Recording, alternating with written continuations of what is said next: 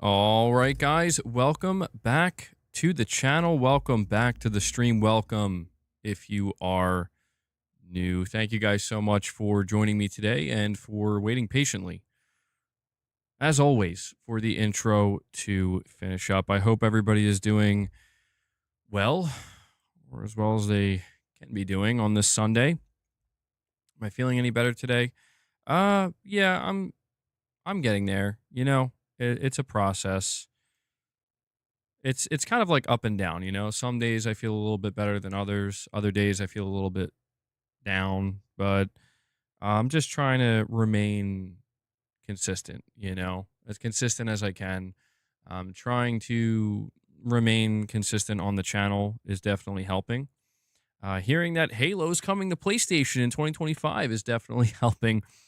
But yeah, I appreciate you asking, man. And again, appreciate all the support you guys have been showing. Absolutely incredible community we have here.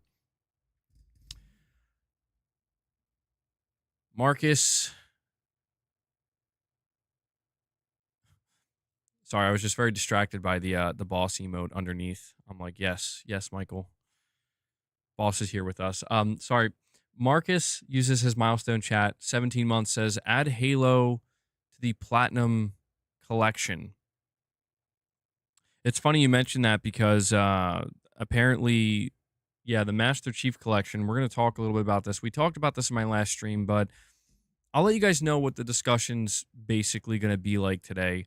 But Halo the Master Chief Collection, the achievements in it are pretty insane from what I understand. They're like absolutely insane, and there's a lot of them. There's like an overwhelming amount. Seems like it's going to be a tough one to get on PlayStation 5 to get that Halo Platinum. But yes, the idea of getting a Platinum trophy for Halo on your PS5 is pretty insane. Pretty insane when you think about it. But Marcus, thank you for being a member for 17 months, buddy. I do appreciate that. So here's what we're going to be doing today. There's not really a whole lot of individual topics to go over and talk about. But I basically want to have a in-depth conversation and discussion with you guys about 2025. There are like 3 bullet points specifically. Bullet point number 1,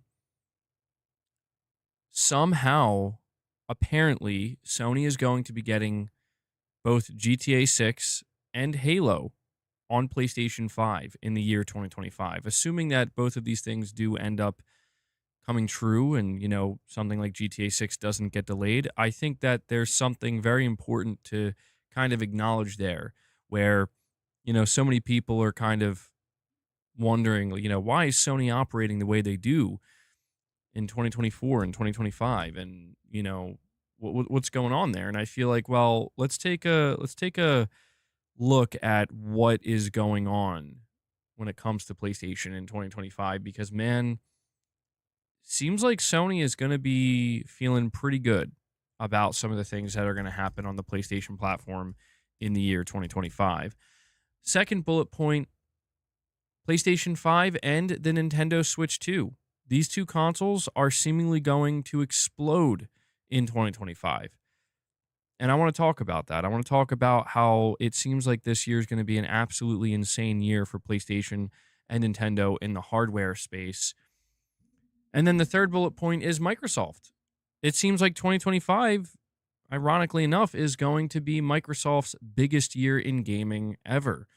And even though they're not really going to be involved in the hardware conversation, it does seem like, based off of everything we know and the rumors that are circulating, Microsoft is going to be making a lot of money off of their games in the year 2025.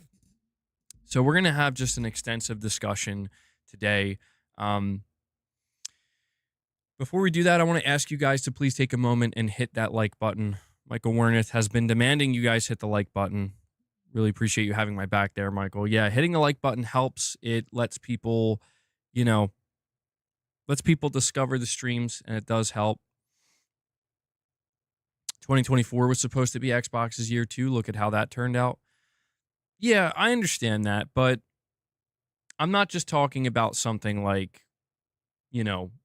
Fable, right, coming in 2025, or even just like Doom. But it's also the idea that, for example, like if Halo releases on PlayStation 5 in 2025, like that on top of having a new Call of Duty, on top of also releasing Fable, on top of, everything else that we're going to go over.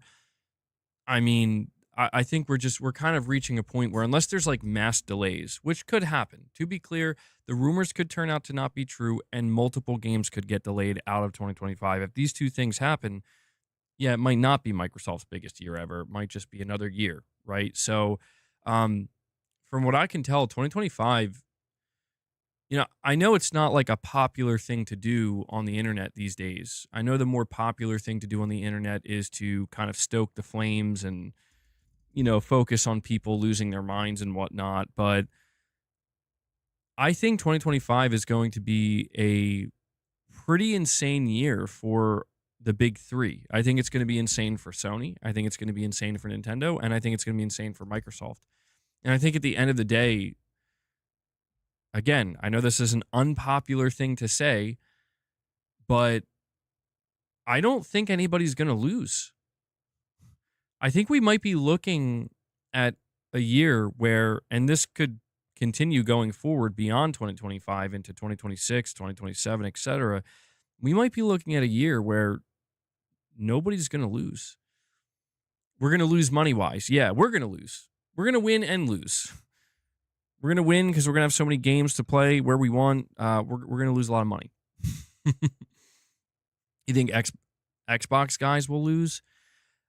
Yeah, I mean, you could make the argument that maybe the only people losing at this point are, I mean, I don't know how many of them are left, but anybody who's still really kind of clinging on to the idea of like, I'm an Xbox fan or fanboy when it comes to the console, right? Like, I've seen some people, some influencers and whatnot, certain individuals who have kind of built their reputation on being Xbox people, or following Xbox and talking about it, and they've completely pivoted to where they can only do the only thing that's left, or they could do the only thing that's left, which is you have to basically hype up Microsoft as a publisher, and that's fine.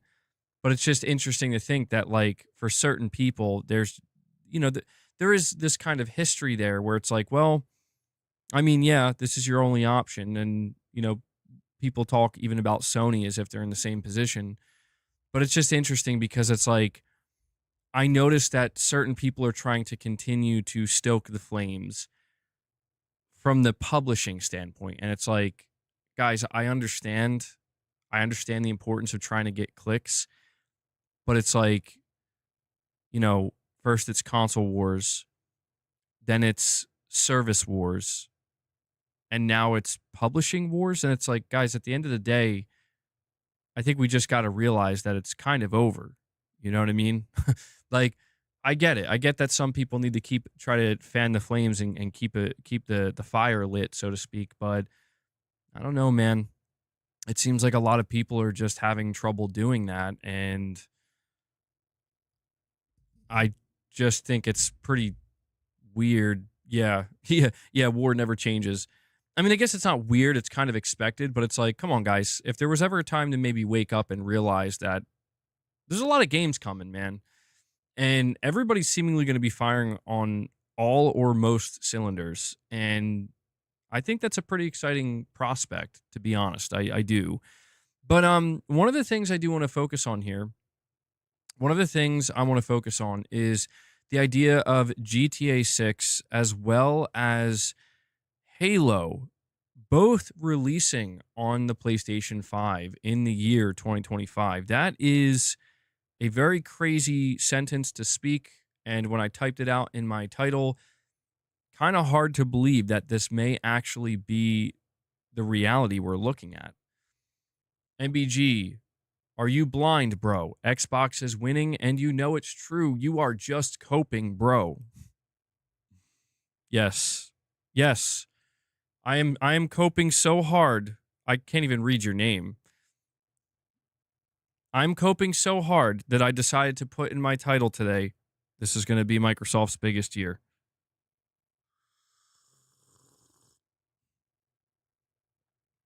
If that isn't cope, I don't know what is.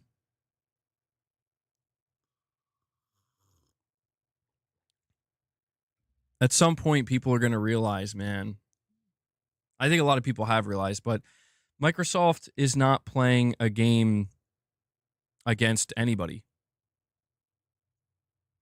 I don't like, that's what's funny, man. They're not competing against any. They basically have looked at Sony and they've looked at Nintendo and they looked at everybody else in the gaming industry and said, we don't need to fight you. We don't need to fight you. All we need to do is just use you. And we can win in our own way. We can win in the way that makes the most sense for us, which is, hey, we're Microsoft. We're a software/subscription company, and we'd put up big numbers across all our divisions. So let's focus on doing that across our gaming division as well. And that's what they're doing. And they're going to use Sony and Microsoft, or Sony and Nintendo, to make that a reality. And Sony and Nintendo are definitely not going to be upset about that, because it's like, again, look at the title. GTA 6 and Halo both releasing on PlayStation potentially in 2025. I mean, that's if you're Sony, I don't really like, are you losing? You know what I mean? Do you see what I'm saying? They're going to be the biggest game publisher in the world. I think they already are. We don't need to wait 5 years, dude. Listen, if I get it. If you want me to tell you, if you want to hear it from MBG, is Microsoft a big publisher? Are they winning? Are they making money? Are they doing good? The answer to all those questions is yes. Yeah, I don't know why people are saying no to these questions. I know that there are people who hate Microsoft. I know that there are people who hate Xbox, and I get it. But if we're speaking objectively, if we're speaking in facts, the reality is Microsoft is not in a bad position. They spent a lot of money and they need to make a lot of money back. But that's normal behavior for trillion-dollar companies. There's really nothing new here. So it's like, I don't know, man. I do see some people online who, they really are still talking about Xbox as if this is the same Xbox from 2018 and 2019. And it's like, I get it. But it's not 2018 or 2019 anymore. And this is certainly not the same Microsoft. This is not the same Xbox from 2018 or 2019. They literally sacrificed the console to be able to get this win. And it's like, I didn't think they would do it. I didn't necessarily want them to do it, but they did it. So, this whole idea of like winning and losing, who's winning, who's losing? Is Sony losing? Is Microsoft winning? Is Microsoft losing? Is Sony losing? Like, no, dude, they're both winning. They're both winning. Like, that's just the reality, man. We need to stop bringing that 2020 mentality into 2025. I agree. I do agree with that. Yeah, that's a good way to put it. Because 2020 was like the last time both Sony and Microsoft really went at it. And we'll see. Maybe there is a little bit more competition down the line that we don't necessarily see yet between like the handhelds or something like that. But we have to define what winning means, right? At the end of the day, for a company like Microsoft and for a company like Sony, winning means making the most amount of money, seeing the most amount of growth. And that's why when I talk about GTA 6 and Halo both releasing in 2025 on the PlayStation 5, the Halo one, I want to clarify something. On my last stream, I told you guys that, there was a rumor coming from, I think it was Nate the Hate, I believe, and he claimed that Microsoft Flight Simulator as well as Halo the Master Chief Collection are coming to PS5 and Nintendo Switch too. But one of the things that I overlooked is apparently these are two games that are coming this year. That I completely overlooked, and that's a big deal. That's a big deal. Because, again, man, if you're PlayStation, if you're Sony, you're selling consoles, You have your own first party studios making games for that console. You're releasing games on PC. You're still experimenting with live service. You're making movies. You're getting GTA 6. That alone, Sony, the truth is, Sony doesn't have to do anything other than just rely on that. I don't want them to. They're not going to, but that's just the reality. And then now you're hearing, oh, yeah, we might just get Halo as well. I mean, that's nuts. Like, that is true. I would say that is the epitome of Sony reaching their end game, dude. Because think about it. What was Sony's end game to begin with? Well, Sony made a console with the PlayStation 1 because they wanted to be a platform. They wanted to hold it, they wanted to be a viable third-party platform. Over time, they said, you know what, we should start making our own games too. That should help. But everything that they've done is to make the PlayStation platform, hopefully, one day, the number one go-to platform in the world for games. And you look at where they are now, the PlayStation Store, the PlayStation platform, I'd say they're pretty close to that. There is competition out there, for sure, but if you're Sony, you know that, well, GTA 6 is not releasing on PC day one, and we don't know when it is. GTA 6 is not releasing on the Switch 2, and we don't know if it ever is. GTA 6 is going to release on the Xbox Series X and S, but Halo used to be a threat. Gears of War used to be a threat. Microsoft's games used to be a threat that Sony had to deal with. They had to care about. They had to contend with. Now we are looking down the reality of, now they make us money. Now these games contribute into making the PlayStation platform and the PlayStation storefront even more viable than it was previously. And it was already very viable. It was already very popular. So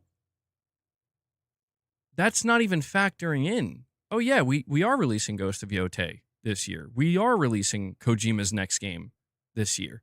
These are things that we're not even factoring in, and this is just how it's going for PlayStation, man. And if you're Microsoft, yeah, it's like, well, yeah, Halo is no longer a threat. Why? Because we're going to sell it. We're going to make money off of you. You're going to make some too, but we're going to make a lot. Call of Duty. There's going to be another Call of Duty this year.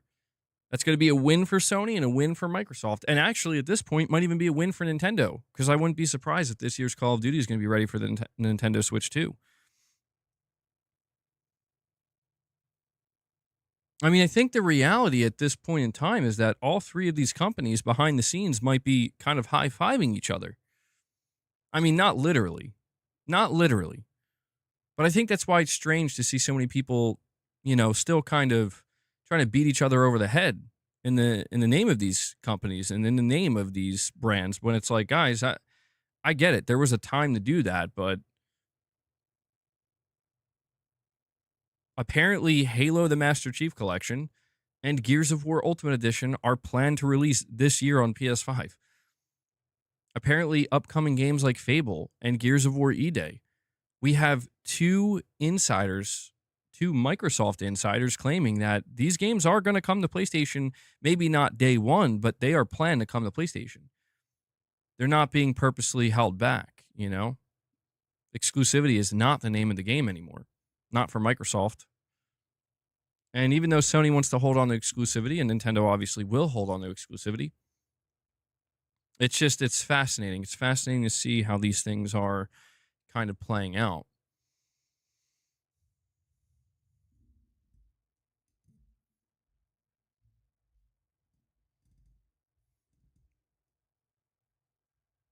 Sorry, I'm just checking the chat right now.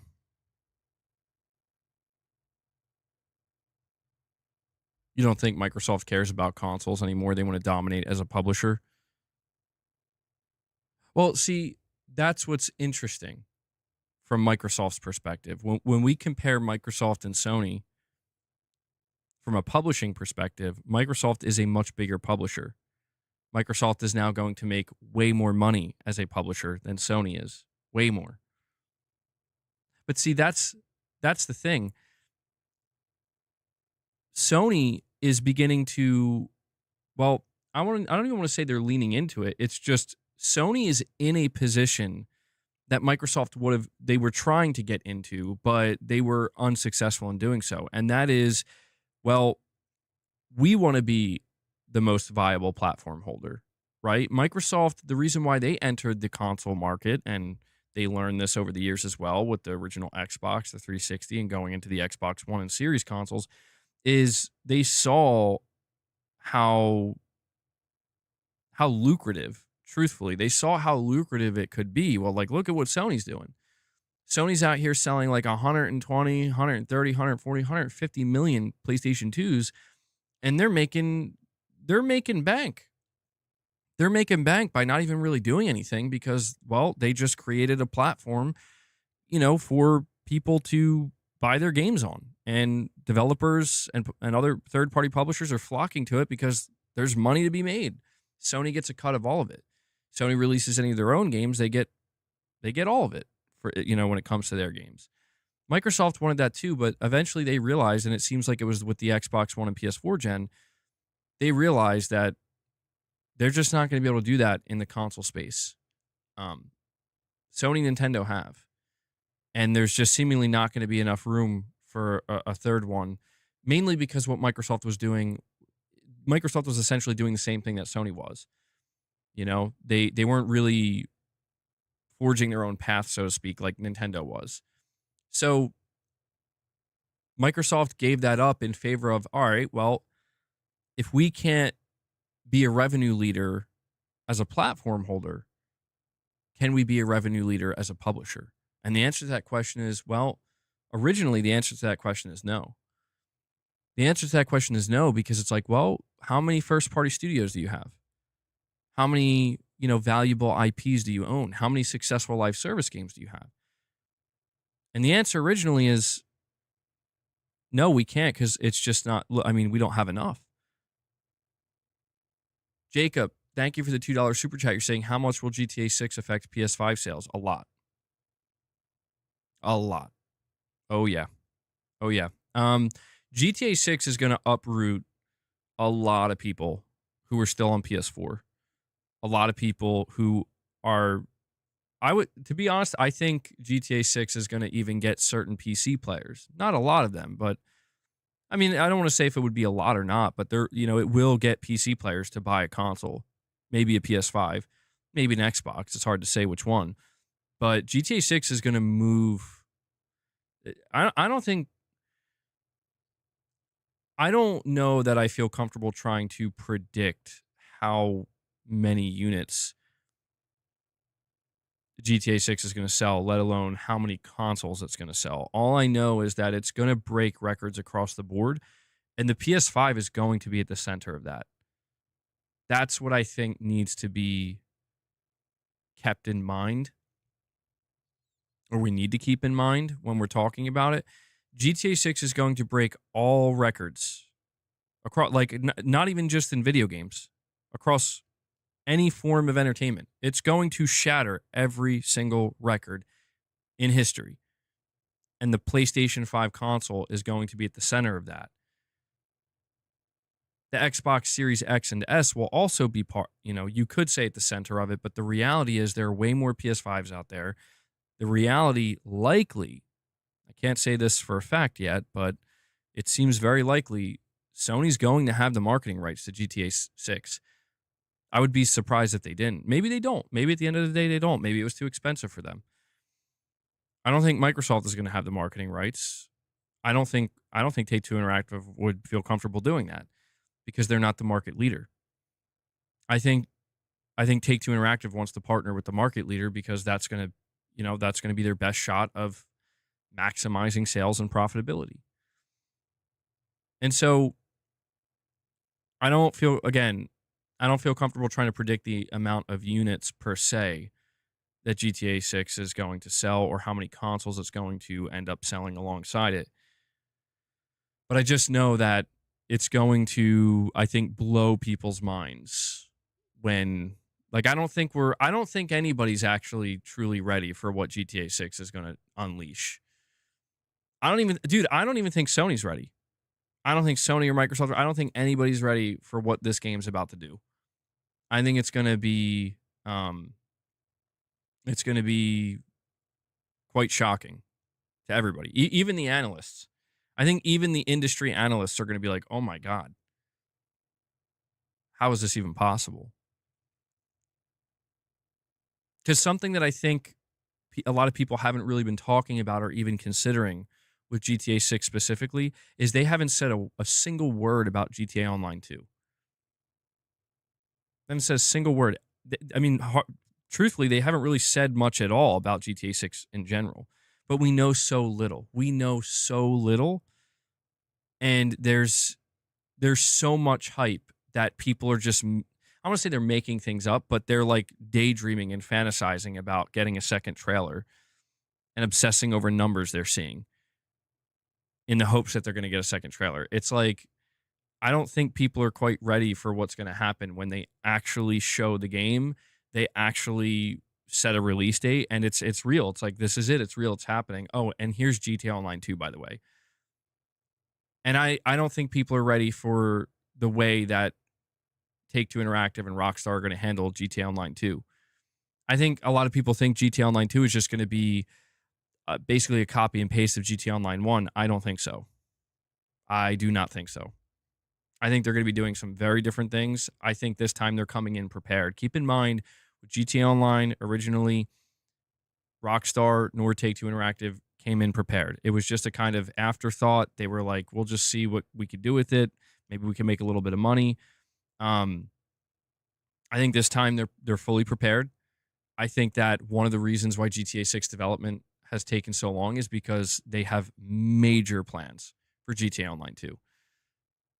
And I just, I'm not trying to overhype it or oversell it, but I do think that I think it's going to shake the industry, man. I think it's going to shake all of entertainment. And I think it's going to rattle the cage pretty hard. PlayStation Pete, thank you for the $5 super chat, buddy. You're saying my 2024 Platinum trophies are Tekken 8, Stellar Blade, Astrobot, and RoboCop. Oh, RoboCop's a little bit of a surprise there, PlayStation Pete.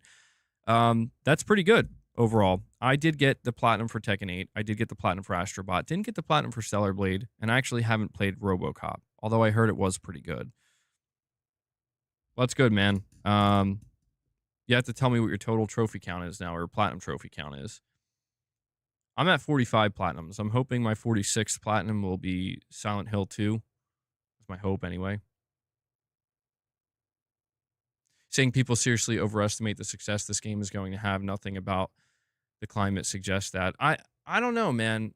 I mean, I get what you're saying, Josh. We are at that point where, people are, financially struggling a lot more. And I don't know. I just have this feeling that with GTA 6, it's one of those rare things that's like, it's going to make people do things they otherwise wouldn't do to be able to play it. Like make maybe poor financial decisions, maybe irresponsible financial decisions, but they're not. I think it's just going to be one of these things where it's like you can't miss out on it. You can't, like, I mean, I remember Sony getting so much heat for like, you'll get a second job to be able to afford the PlayStation 6 or the PlayStation 6, the PlayStation 3. But I think that's actually going to be true for GTA 6. Like, I mean that. I'm not saying they should say that. It's not good to say. It's bad marketing. But I think that, yes, there are people like, yo, if I got to get a second job temporarily to be able to secure GTA 6, I'm going to do it. Maybe I am completely overestimating it. I could be. I would just be surprised if I was wrong here because I don't know, man. I've never seen hype for a game like this where it's like literally nothing is happening. I mean, literally nothing is happening. And yet there are people losing their minds being like, trailer number 2's coming, bro. It's coming. It's got like, dude, nothing is happening. Nothing has happened. Nothing is happening. Nobody said anything. I don't know. I don't I don't know. I think GTA 6 could make its way to Switch 2, but I think it's going to come later, like way later. I think they're going to need a lot of time to figure that out, if they can figure it out at all. But truthfully, I think if they could get it running on Switch 2, they'd probably try to see if they could get it running on last gen consoles too, you know? Yeah, what's up, Corey? Is GTA 6 releasing on PC as well? I mean, it's presumably going to release on PC, but we have no idea when. It could be a year later, could be 2 years later, could be 6 months later. But realistically, it seems like maybe I think people are expecting a year. But it's Rockstar, so they kind of do it on their own time when they want. Eventually, yeah. I mean, I agree. That's the right answer for GTA 6. Is GTA 6 going to be on PC eventually? Yes. Boss, chill. Hold on. Okay, you're going to unplug my microphone, dude. Come here. Come on. Boss.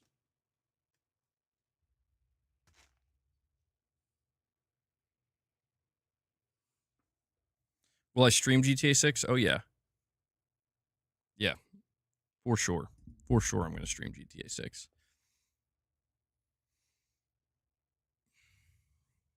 GTA 6 on mobile would take over the world.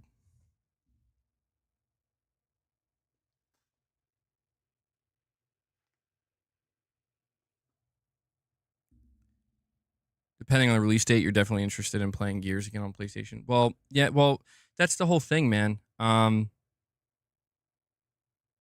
You know, I switched the topic where I was originally talking about, you know, how is Microsoft. Boss is making me very nervous. I feel like he's going to knock the treats completely over. Please don't. I don't want to clean up a mess. Okay. All right. Boss, I'm sorry. You're just going to have to wait a little bit. I was saying before I started talking about GTA 6 that Microsoft doesn't have what Sony has right now. They wanted what Sony has right now, but Microsoft now has something that Sony doesn't have. And this is why I'm saying, like, they're not really competing in the way that people want to continue to believe that they are. Like, Sony has secured a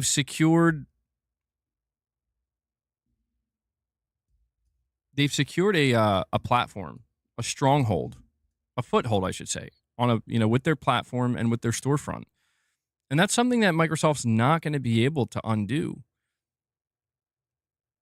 But what Microsoft has secured is we have become, quite possibly the biggest video game publisher in the world, or one of the biggest, easily. And Sony, you are not that. And that's true. It's just true, PlayStation Studios and Xbox Game Studios are not in competition anymore. In terms of releasing successful video games that get good reviews and get good sales, sure, there is competition there. Of course, at a very base level, there is competition. But the competition is not nearly as intense as people believe it is, or want to believe it is. And Corey the Legend Landiga is dropping a 10 bomb on you guys, but getting Boss very excited, clearly. Guys, let's get some W's flowing in the chat for Corey. He's clearly trying to get us up to 25 members today to feed the beast. Ahoy Tyler says, finally gifted again. Yeah, thank you for that, Corey. Like I said, I've been seeing a lot of people who haven't received membership gifts in quite some time now receiving them again, and they're very happy. And so I will just let you guys know as we continue the conversation and before I read these super chats, if you get gifted a membership, please go check out some of the members' content. We just did a 2-hour morning with the missus. It's a really good time. I know a lot of people are really enjoying that. There's plenty of members' lounges. There's more coming up. And in the not-too-distant future, we're going to be doing more gameplay streams as well. So Oh, and you gain early access. By the way, if you remember, you gain early access to all the videos I put out. I put out a video earlier. If you remember, you can go check it out. It'll be out for everybody a little bit later. Hold on one sec. I'm going to add that to the counter just so I don't forget. No, don't bite that. Don't bite that. Hold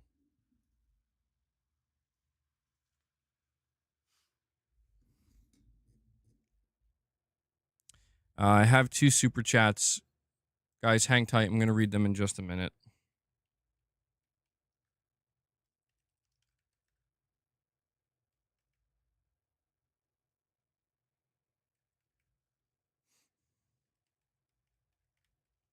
All right. Thank you for being patient with me here. All right. We have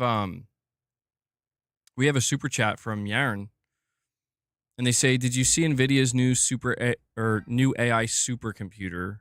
It's very small and has about 1,000 times more power than most laptops at $3,000 US. Soon, the components will be in future consoles and PC for a fraction of that cost." No, I actually didn't see this, but that's actually very interesting. And also not that surprising in a way, right? Because it does seem like that is the direction we're headed in. I mean, we're going to have like micro consoles, dude. PlayStation 7 is just going to be like a small little square. That would be kind of funny. It's going to be like this tiny little box you hook up to your TV. I could see that happening. Yeah. I don't think people would necessarily be complaining, though. Would they? I don't know. Maybe some people would. They'd be like, man, I don't want my console to be just some kind of tiny little rectangle or square or cube. They want it to be like an actual machine that sits in that justifies that entertainment center space underneath. I think that's where we're going to go, though. Yeah, Aaron, thank you for the super chat, buddy. I might have to look into that. PlayStation Pete says 322 platinums. Wow. That's a lot, dude. Yeah, that's a lot. Very impressive. If the Switch outsells the PlayStation 2, does Nintendo become number 1 above Sony? I mean, factually speaking, yes. If the Switch outsells the PlayStation 2, then the Nintendo Switch will be the all-time best-selling console in gaming history. So I could see why Nintendo wants that, but I don't know. We'll have to see what happens with the Switch once the Switch 2 is revealed, because some people think that after the Switch 2 is officially revealed and announced, it's going to basically completely halt Nintendo Switch sales, especially because it will be backwards compatible. But, Nintendo could drop the price of the Switch 1, and I could still see it being viable. I think Sony's probably sweating a little bit. I'm not going to lie. I think Sony's sweating a little bit. I think they know that Nintendo has a really good chance of taking that throne. And Sony will have to settle for number 2 when it comes to the, console, the home console sales, or just console sales in general. Bobby Means, a member for 3 months. Thank you for that, buddy. You're saying Sony getting GTA 6 is one thing, but Sony getting Halo would be the proverbial nail in Xbox's coffin. I mean, that's the thing, man. When you say the nail in Xbox's coffin, the way I interpret that is in the console space. What Xbox started as. I do think that, I'll tell you this. If Halo, the Master Chief Collection, is announced for PlayStation 5 this year and is coming out this year, the Xbox console is, I don't want to say dead, because there will still be humans on the planet that buy it. I don't even want to say there's no reason to own one. I feel like these are all things that a lot of people say and it feels too obvious, but here's how I'll word it. If Halo the Master Chief Collection is announced for PlayStation 5 and Nintendo Switch this year, and it comes out this year, what Microsoft is saying is, we we are not we're not trying to sell you an Xbox video game console. We do not care if you want to buy an Xbox video game console. Truthfully, we're just making these things for the people who already bought a bunch of digital games and don't want to just abandon their library. That's why we're making it. For everybody else, we just want you to buy our games. Like, that's all it is. We just want you to buy our games. People talk about Game Pass, and I don't know if you guys saw this recently, but there was a leak. The cost of some Call of Duty games leaked out. The budget. Black Ops Cold War, which came out in 2020 as a launch PS5 and Xbox Series game. I think it was cross-gen as well. $700 million. $700 million for Black Ops Cold War. It is comical. Truthfully, it is comical that people think Microsoft could ever acquire Call of Duty and just sustain it through Game Pass. It's actually comical that Sony thought that. It's actually comical that Sony may have been privy to that number and actually thought that they're going to take it away and make it exclusive. Like, bro, that their games are costing over $500,000 a pop to make. Make no mistake, Microsoft absolutely needs. It is a need. It is not a want. It is a need to sell full price copies in mass of Call of Duty. And so they've just, Microsoft has just accepted that that's going to be limited on their own storefront. Not just because of Game Pass, but because of the fact that their console install base is not growing. It's shrinking. So that is why, that's where the Switch 2 comes in, where it's like, you know what? How do we solve this problem? I got it. Let's release Call of Duty on Switch 2. Problem solved. So Xbox has completely transformed. Xbox is publisher first, service second, console third. And I think console at some point is going to become non-existent for them. And that's kind of crazy to think that the way it started was Xbox was console first, exclusive second. And I don't know what would be third. I guess subscription third at that point, maybe with like Xbox Live and whatnot. And it's just been completely shuffled. And yeah, man, it's crazy times. Crazy times. Microsoft, I would love for them to share Game Pass numbers to see how Game Pass growth is going. I'm not sure if like Black Ops 6 launching day one into Game Pass has had any impact on their decision making to apparently bring games like Halo and Gears very quickly to PlayStation and Switch. But yeah, man, Halo releasing on PlayStation 5 and Switch 2, it definitely sends a very clear message. I think that when we look back in February of 2024, the messaging was, I think it was pretty clear, but a lot of people didn't think it was clear, or they read it how they wanted to read it. I think that, February 2024, Phil Spencer does a whole podcast and, you good, bro? You good? Phil Spencer does a whole podcast and, it's like, yeah, we're just going to start with 4 games. We're going to see how it does. Indiana Jones and Starfield are not those 4 games. And it was kind of like, oh, okay. Yeah, they're just testing the water. It's not it's not what you think it is. Not yet. And I think that the moment Halo is announced for PlayStation, it's like, okay, yeah.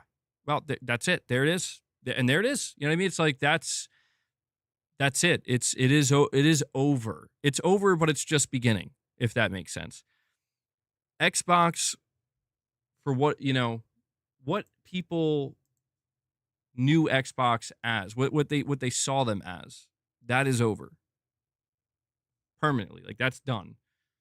But what Xbox will be, I think it becomes very clear. I think it becomes very clear. Let's see here. Hold on, I gotta pop out my chat a little bit. People forget the original reason Microsoft creating the Xbox and entering the console market was because Sony threatened Microsoft's OS dominance. A la Windows, Sony said they'd become the de facto place to play. Yeah, that is true. That is true.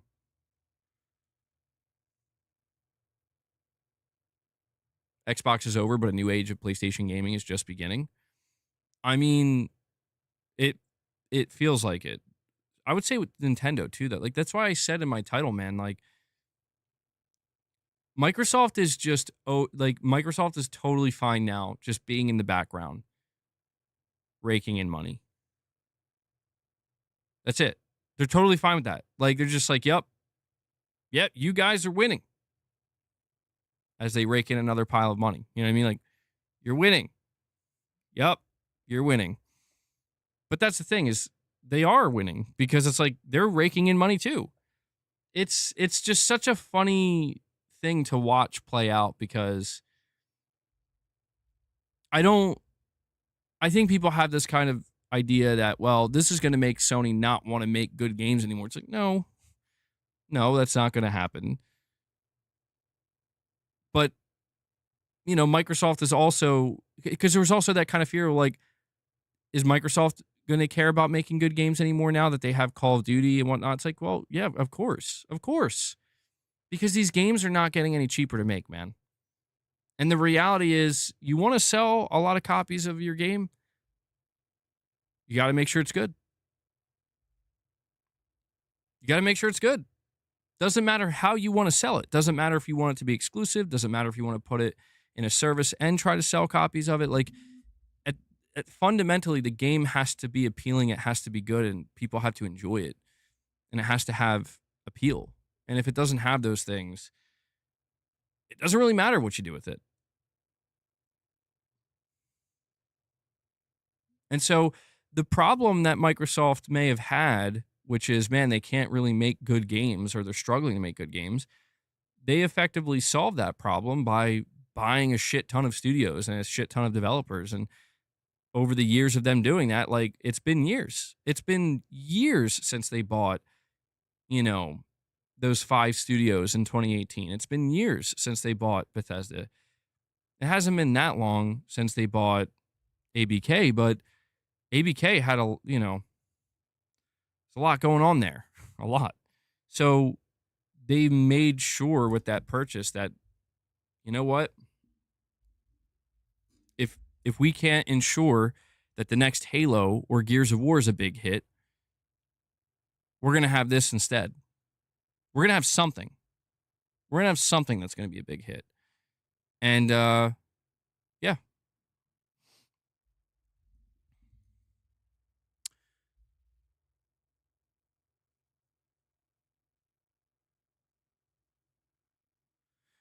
Yeah, somebody was talking about that. Like, is Microsoft going to make it so you have to make a Microsoft account and sign into their account if you're playing it on PlayStation?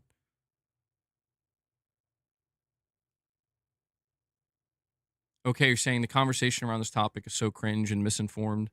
It really reveals many gamers fundamentally don't understand how these large businesses operate. LOL, pure fanboy delusion. I mean, I do, yeah, I do see some of it. It's not, I see some of it, on my channel sometimes, but I see, dude, I see most of it on Twitter. Twitter's the most, I haven't been using Twitter much anymore, but I still go there to check on things, and it's still very prevalent, and I don't know why. I do not know why, man. Like, I mean, I guess fundamentally I know why, but direct donation, it seems, from, let's see.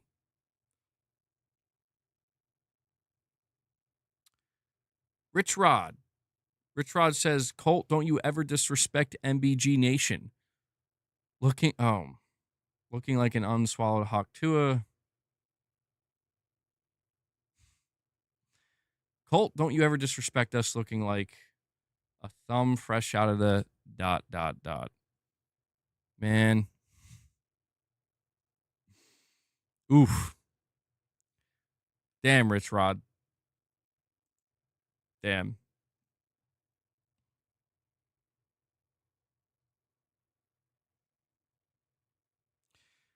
Oh, I'm sorry. I'm just still processing what Rich Rod just typed, man.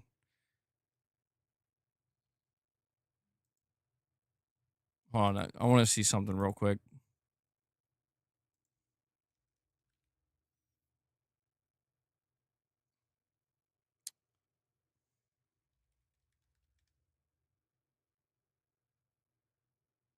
Just hang tight for one moment, guys.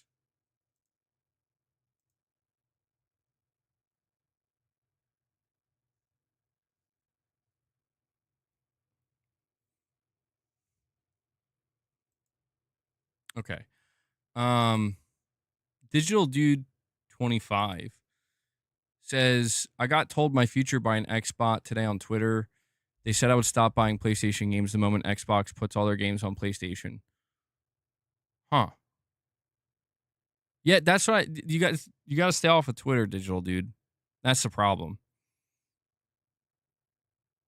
A lot of people, I feel like that's all people do on Twitter. They just want to predict the future. They want to tell people what they are and aren't going to do, how they are or are not going to feel, what's going to happen.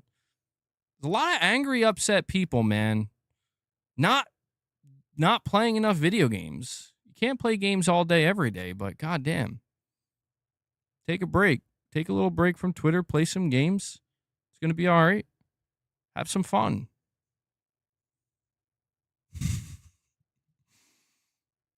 Something tells me that's not going to be your future, though, Digital Dude. Will, you're saying Xbox gamers should get a PS5. We welcome them. I think some of them are going to, yeah. I mean, I think it really depends on whether or not they are attached to Game Pass or if they have a large digital library. If they're attached to Game Pass, then they likely don't have a large digital library, but they still have Game Pass, right?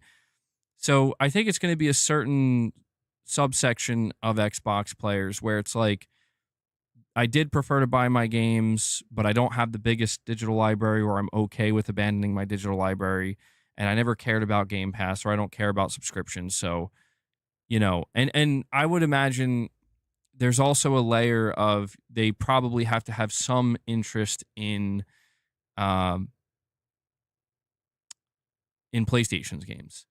Because again, I do think that even with all of this happening, even with like Halo Master Chief Collection coming to PlayStation or Gears of War Ultimate Edition, there's still going to be people who are like, yeah, I'm still fine on Xbox. And I think that's fine. I think it's totally fine. But there's going to be a specific reason for that. That specific reason might just be I'm not interested in Sony's games. And I like Game Pass. And I think that's the real reason why Microsoft will continue to make consoles, because that might only be 10 million people. 8 million people. I mean, I just saw numbers the other day. I don't know if they're accurate. They're from VG charts, so they might just be made up, but it's the only numbers we have, literally. There's nothing else to go off of. But VG charts claims that right now, the Xbox Series consoles are trailing like 5 million units or so behind the Xbox One, time aligned. And I'm like, that's kind of nuts. Like, the Xbox One got trashed, man. I mean, absolutely trashed.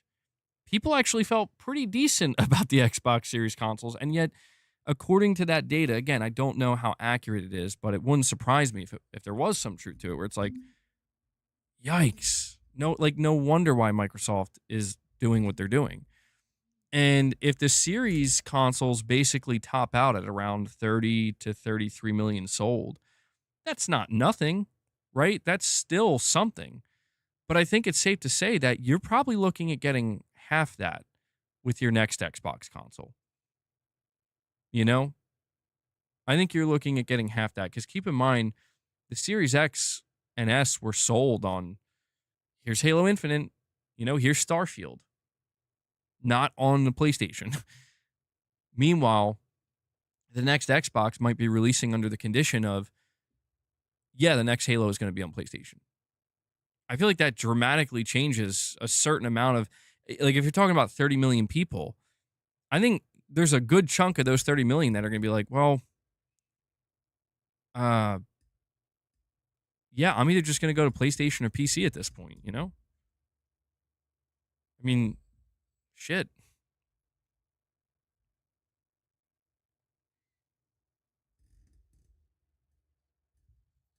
Hold on one sec, guys. Please. Guys, we're going to need 15 more member gifts stat. Boss is, he's falling into a depression because he's not getting his treats. Come on. MBG, is it a bad idea to be on video reading potentially demeaning things about another content creator? Cold has been complimentary to your channel in the past. Harsh words you're putting on the rec. Well, to be clear, okay, I'm not condoning that, and I'm not agreeing with that. I have tried desperately to reform Rich Rod, and he won't listen, man. And I think everybody knows at this point when I read it, I'm not condoning it, He gets everybody riled up. But I've told Rich Rod he needs to start being nice, man. By the way, Rich Rod, you do owe me 5 gifts. I mean, yeah, at the end of the day, they're jokes. At least I don't know. I'm assuming they are.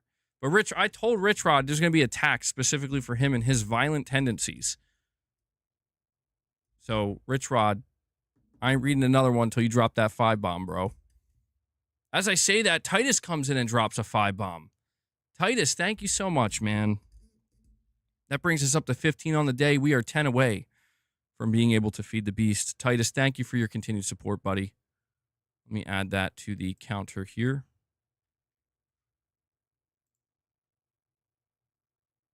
But yeah, I don't have any problems with other content creators. Truthfully, I don't. I mean, there are a lot of content creators that, like, I am not interested at all in what they have to say or, the topics they're talking about, because I know what to expect. Like, it's always the same thing.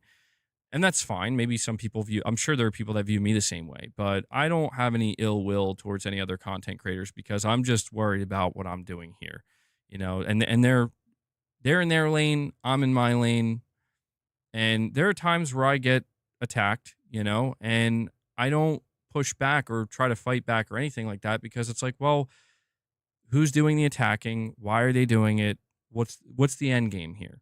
The end game likely is, well, drama to produce more clicks, to get more people watching, and to create another cycle of drama, based on the original drama. And I'm like, I don't know, man. I just want to talk games at this point. I got caught up in that a few times in the past. And I'm like, this sucks. This straight up sucks. But some people like it. So to each their own, man. And Paul Ganell comes in and drops another 5-bomb on you guys. Titus drops 5, and then Paul comes in and says, here's 5 more, guys. He drops another 5-bomb, and just like that, Hellbound comes in. Hellbound's always waiting, bro. He's keeping track. He's like, as soon as I want to get that last 5 so we can feed the beast. Hellbound drops another 5, and just like that, that's 25 members gifted. Guys, if you got gifted a membership, please go check out some of the members exclusive content. We're making more members exclusive content than we ever have. I think it's going very well. People are really enjoying it. Please go check it out. And thank you guys so much for your continued support.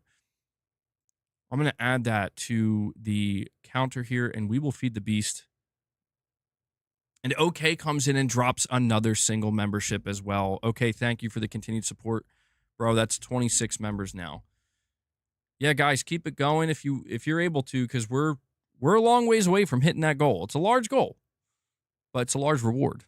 At least to me, it seems like a large reward. So thank you for that, guys. I think that's let me see. That's 11 memberships I have to add to the counter here. Oh. I need to get this out of the way in case.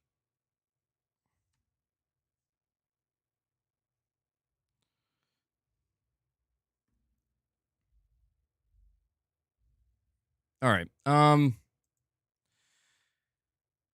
think I have a couple of super chats I have to read as well. Appreciate you guys being patient with me.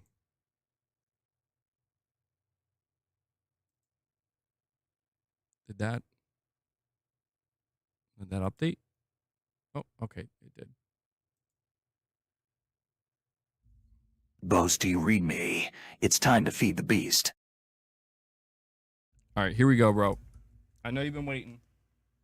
Your patience is rewarded. Oh, that's a little too much. Too much.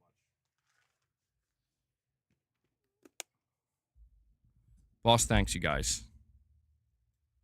Luna, I'll give you some in a minute, all right? When Boss is finished, you'll get yours. Why was I Xbox originally? Well, I've talked about that many times. Microsoft won me over big time in the 360 era. That's when Microsoft won me over. And I wanted to, you know,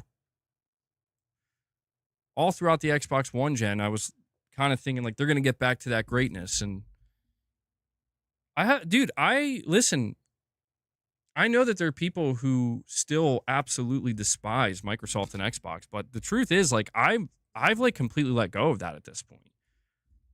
I have, just because it's like, well, dude, if what they're doing, if they're doing what to me it's clear they're getting ready to do, which is, yeah, all of our games are going to PlayStation.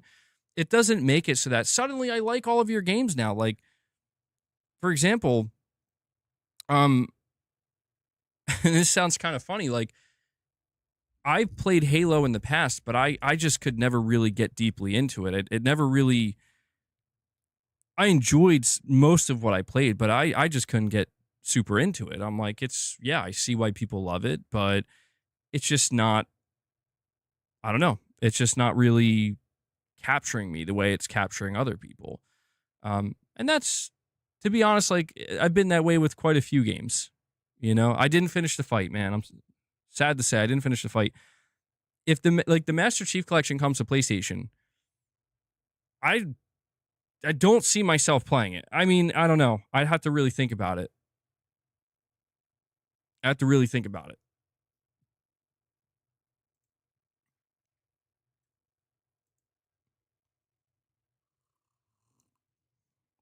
Explains my Bungie stance. I mean, I've never had a problem with Bungie.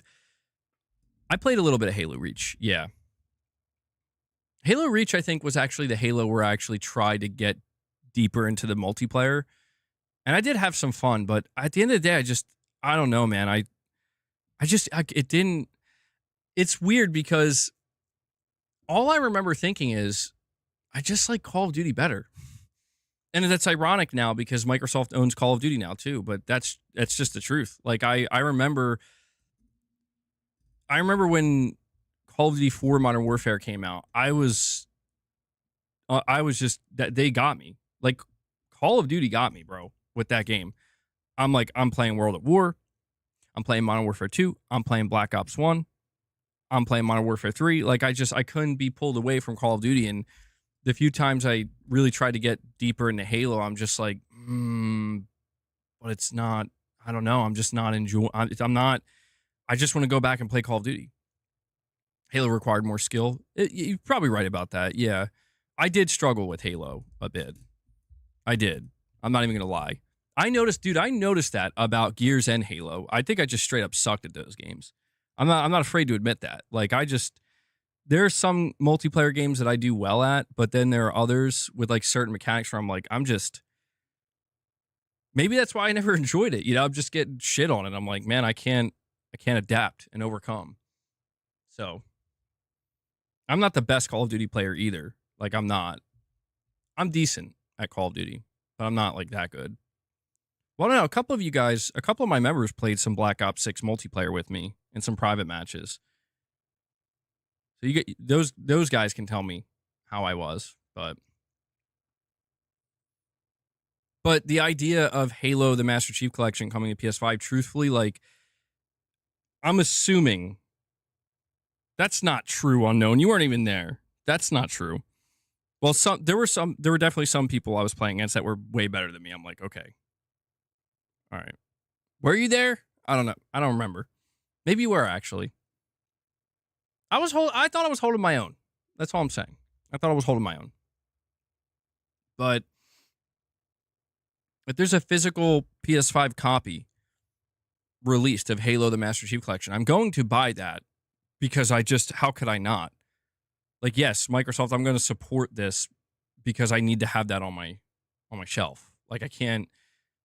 It's just, you know what I mean? Like, wow, Halo on PS5. I don't even care to play it. It's mind blowing, you know? It's mind blowing. And Microsoft ain't going to be mad. They're like, yeah, okay, we'll take your money. Like, all right, yeah. If they release it and they don't do a physical run, though, I'm going to be a little disappointed about that. Be a little disappointed with that. I have to have it on display. Yeah. I'm going to frame it. How petty would that be? All right. I apologize. I've been keeping some of you guys waiting who dropped super chats. Well, to be honest, it was just Digital Dude. Digital Dude, I'm sorry to keep you waiting. You're saying he's implying that Xbox games are so good that you'll just stop buying PlayStation games and just buy Xbox games. LMAO. I mean, yeah, that's nonsensical, dude. It makes more sense now. Yeah, of course somebody on Twitter would say that to you.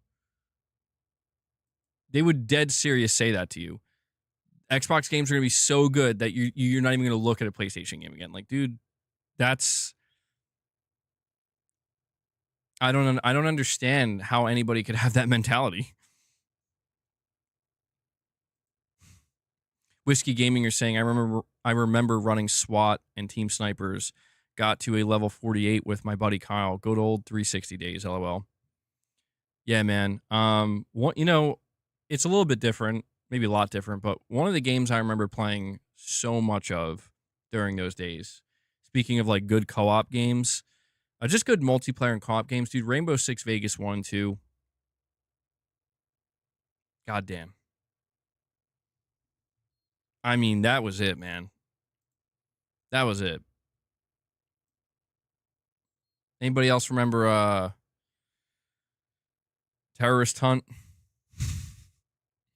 And I know they, there's Rainbow Six Siege, and I know that they have Terrorist Hunt and Rainbow Six Siege, but there's just something about Rainbow Six Vegas 1 and 2, man, where like I felt like they should have continued with that kind of formula, those gameplay mechanics.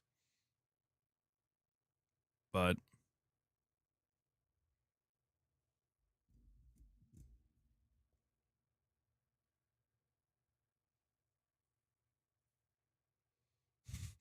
oh, so I can't play my Xbox games on my Xbox? Like, come on, bro, sit down.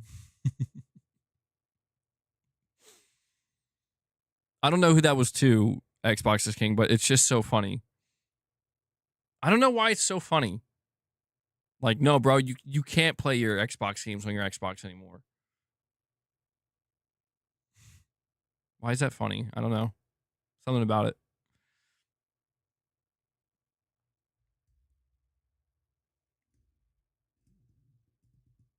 Xbox is saving the industry. You're saying Colt said Xbox is saving the industry? I think that's an interesting viewpoint. I would argue that's not really what they're doing. I think Microsoft is just trying to do what every other company, like no company is interested in saving the industry, dude. Every company is interested in exploiting what's going on in the industry for their own gain, including Sony and Microsoft. That's dude. I really hope nobody views Sony or Microsoft that way, man. Like, there's nothing wrong with giving these companies credit when they deserve it and giving credit where it's due. But I really hope nobody's actually viewing like Microsoft is saving the industry. Sony is saving the industry. Like, what? Bro, these companies are doing what's going to make them the most money. Like, they're literally laying people off left and right. They're shutting studios down, for God's sake. What are we talking about? You know, like, nobody's saving anybody. Well, actually, to be fair, somebody did save somebody. Crafton saved Tango Gameworks, interestingly enough. That's about it, as far as I can remember, which was kind of crazy. That is true. You're saying Microsoft is investing more into gaming than any other company? Yeah, but I don't know, man. It's just a tough thing because it's like the investment is one thing, but when you look at the machine, right? What is the machine? The machine is something that is not as ow, boss. Why would you do that? The machine that I'm speaking of is just the machine that is all industry, you know? Like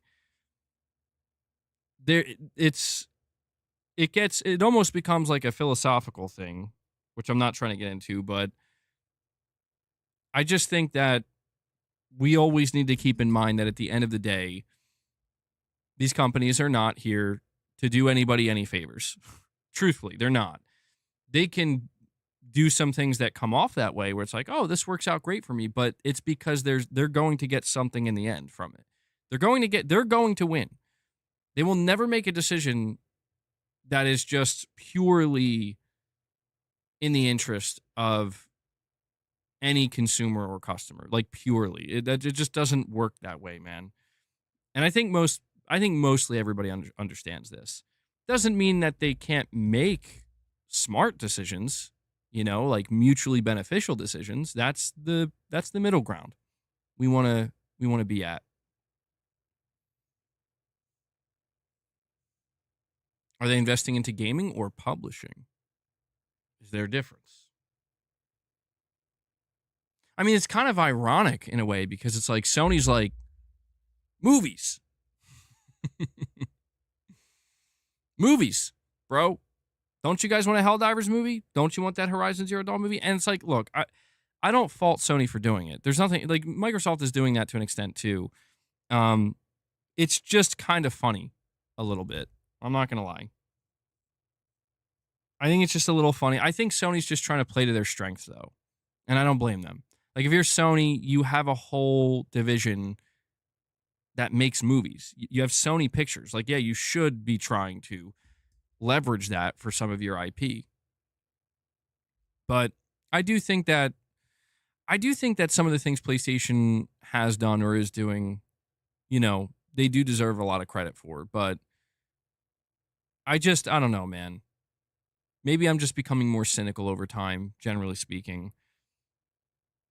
But I just think that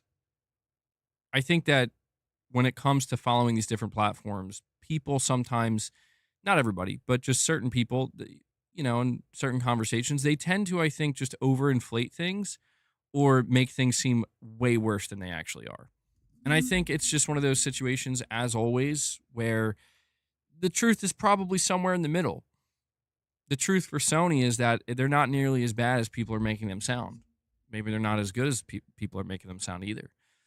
Same thing with Microsoft. Like, they're both in it to just make money, and that's okay. That doesn't have to be a bad thing. Xbox, save us. All right, boss, come on. Save us, Microsoft. Nintendo, save us. There is a big difference. Publishing will likely follow whatever is popular. That could be mobile or cloud gaming, but investing into traditional gaming would be creating new studios, creating new IP. I mean, I guess. I feel like it's a bit semantical at that point, I'll be honest.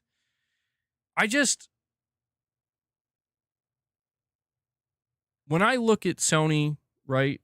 I mean, we've been evaluating a lot regarding Microsoft, and it's been hard not to because there's a lot of movement right now with Microsoft. There's a lot of movement with Nintendo. Not so much with Sony. Sony is this might really be the year, truthfully. Like, and I've been saying this for a little while, but 2025 might really be the year where Sony kind of lays low. Not that they're not, it doesn't mean they're not doing anything. Like, they're going to have state of plays. They're going to make announcements. They're going to release games like Ghost of Yotei and Death Stranding and Marathon.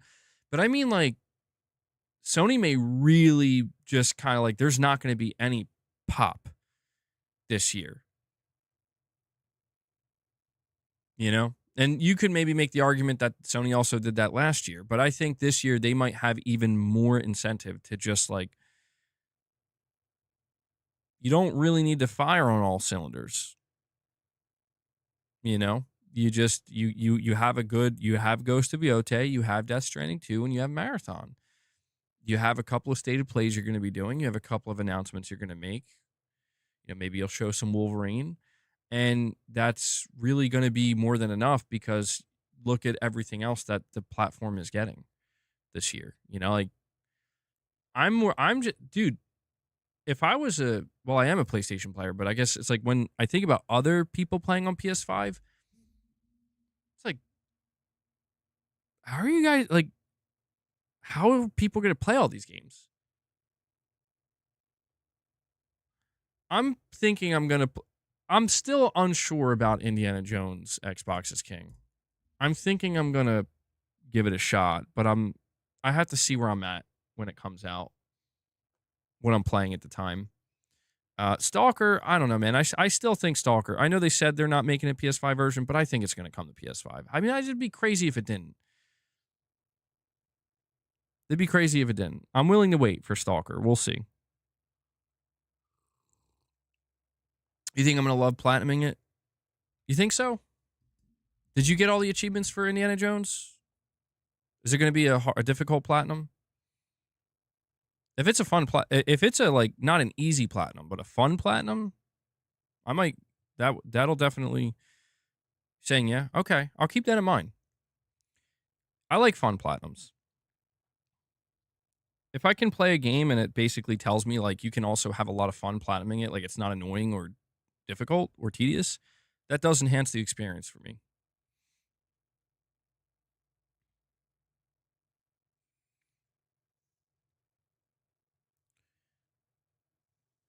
But well, all right, to be clear, when I say Sony's going to lay low, I don't see this is where I think again, sometimes people they kind of want to hear what they want to hear. When I say lay low, I just mean like not going crazy. But I don't even know that laying low is the right terminology to use because I don't consider it laying low. Maybe it's my fault. Maybe I'm using the wrong terminology. Laying low, I think implies they're just kind of going to be in the shadows, not really doing much of anything. I don't think that's what Sony's doing this year. I think Sony has quite a bit they're doing this year. I just think that there isn't as much pressure, I guess is what I mean to say, where it's like, what if Ghost of Yotei, what if it doesn't sell 10 million as quickly as we thought it would? I think it's going to be okay. What if it needs to be delayed a little bit? I think it's going to be okay. I think the stuff that is coming to PlayStation, right? The stuff that's coming to PS5, Sony knows that what's coming. I think it alleviates a little bit of pressure on them. Oh, Kojima needs more time. Okay. Yeah.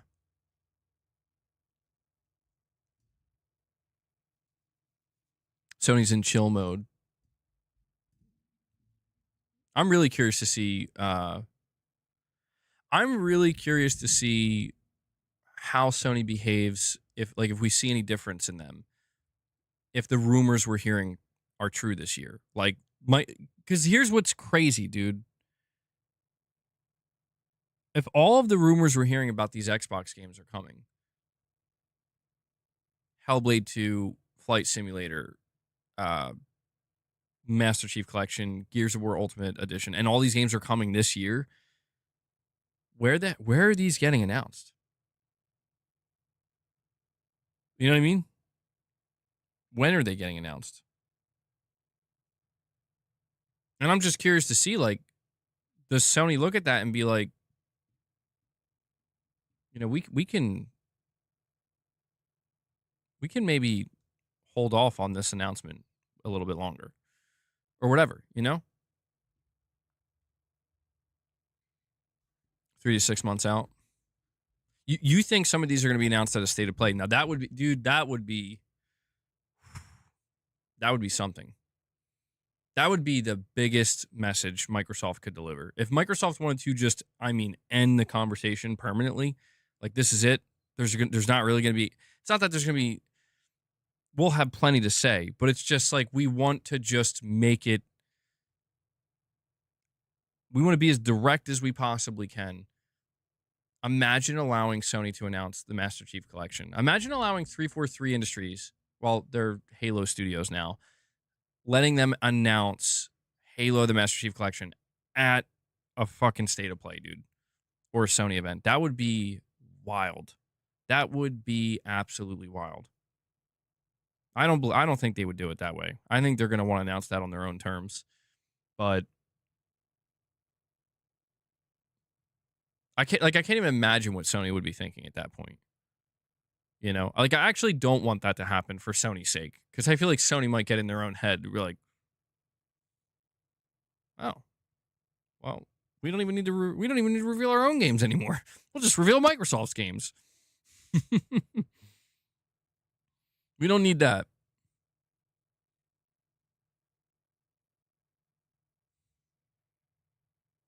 Xbox hasn't said PlayStation at any of their events. I don't think they're allowed to. You might be right about that.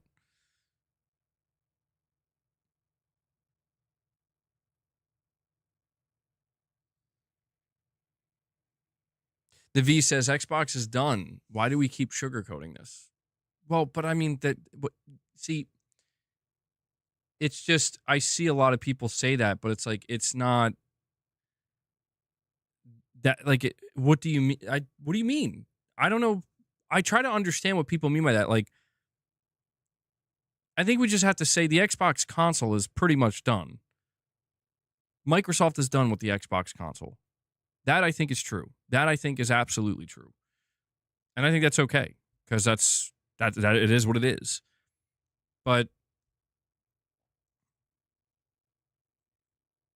it's kind of like people I see having conversations, they predict with these types of conversations, I come across people that are basically predicting that Sony's going to go down the same route, right? They're going to basically end up following suit and doing what Microsoft is doing. Just it's going to take them longer to get there. And essentially what that would mean is the PlayStation console will be reduced down to what the Xbox console is now at some point. And Sony is going to be taking a page from Microsoft's book and putting all their games everywhere. And look, it's possible. I don't think there's many things happening or that many things happening right now that fully indicate that. But it's like, let's play devil's advocate here for a moment. Let's say in the next 5 to 7 years, that is exactly what happens. Are we going to say PlayStation is dead? Because I don't think PlayStation is going to be dead. I think PlayStation is going to be just fine. Will the PlayStation console be dead? Maybe. Close to it. But you see, that's the thing, is Microsoft was already fighting that off prior to making these decisions. Sony is not. So the only time I see Sony going down the same route is if the same thing happens to them, where it's like, yeah, PS6 is coming out, and our sales drop by 50%.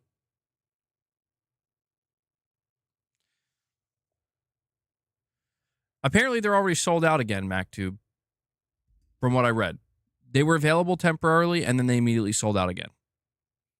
I don't know what's going on. They're making a prediction purely from pain. The way Xbox has been rejected by the masses seriously hurt Xbox fans. I mean, yeah, that's the thing, dude. It's like, there has been a lot of fanboyism. And maybe I've gotten caught up in some of that. But I think it's just, I don't know. I've reached this point where it's like, if you're a fanboy of any company, you're going to get fucking burned. And you're going to be put in a position, it's like, do you like that? Does it feel good to get burned? Do you accept it? because that just, that's where it's like, you don't have to. Like, there doesn't have to be any burning here. All that can really occur is you could just accept that you can have a bias. To be clear, I don't think having a bias automatically makes you a fanboy. And I think that that's one of the problems with the conversations online is that if you do have a preference or a bias, that automatically makes you a fanboy. Like, no, you can have a preference and still be able to evaluate things holistically and fairly, but just make it clear that you do have, like, that. I feel like that's what I try to do, like, yes, I'm talking in this stream about Microsoft and Nintendo, but I do not hide the fact that I have a bias towards PlayStation. However, that's not something that I want to interfere, or I'm trying not to let interfere with an honest evaluation of, like, well, here's what's going on, you know? Like, for example, my last stream, we talked about 3 topics last stream. We talked about a new PlayStation studio being formed and the game that they're making. We talked about the rumor of Halo and Gears coming up to PlayStation when it initially dropped.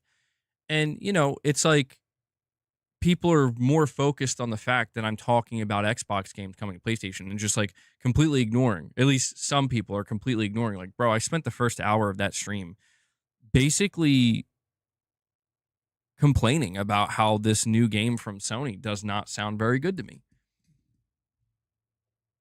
So it's like my bias is still there. Like, I'm starting by talking about PlayStation first, and I'm more interested in talking about PlayStation first. But it doesn't mean I'm automatically going to like what they're doing or be on board with what they're doing or not be skeptical or nervous about what they're doing. What game is that? It's like a Smash Bros type game, apparently. And somebody did say to me, by the way, in regards to that game, they're like, I must have missed the part where they said that they're not going to have PlayStation characters. And you know what? To be fair, they didn't explicitly state that. I was basically going on this whole diatribe about how I think they're making a mistake by not incorporating PlayStation characters. And maybe they will. Maybe it'll be a mix. I'd be quite surprised by that. I'd be very actually pleased by that. But yeah, Project Gummy Bears. MOBA plus Smash Bros. Yeah, there you go. Yeah, it's like a MOBA Smash Bros hybrid. They could have skins. Yeah. And I'm sorry, I'm not trying to like get all defensive or anything. It's not about being defensive. It's just about, like, my hope is that as I begin to facilitate these type of conversations here on the channel, my hope, maybe it's a naive hope, is that it'll start to expand a little bit, where like more and more people will be on board with kind of accepting that, these conversations don't always have to be toxic. In fact, 99% of the time, they don't have to be toxic. These conversations can just be what they are. We can all have our opinions, we can all have our takes, but I just think we're living in an age now, man. We're the year 2025. It's people now more than ever, people seek out, I want to hear what I want to hear. Tell me what I want to hear. And if you don't, I'm going to go to the next person that will. And unfortunately, yes, there are people that are picking up on that. There are many people picking up on the fact that if I just start saying what people want to hear, maybe I'll get an audience. It's like, yeah, you will.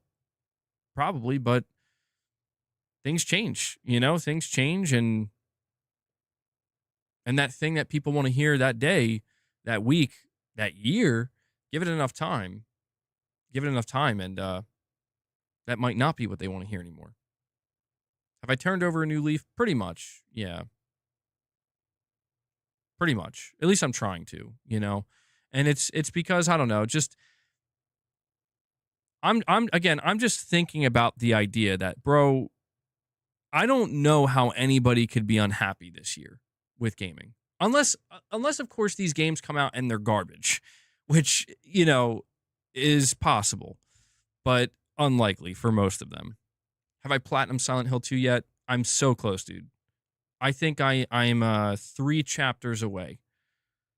3 chapters away from platinuming it. It's just been kind of difficult because, man, I have to, following the collectible guide. Oh, I'm gonna be honest. I'm not enjoying this aspect of it, but it's just knowing I'm just so close. I can taste that platinum, bro.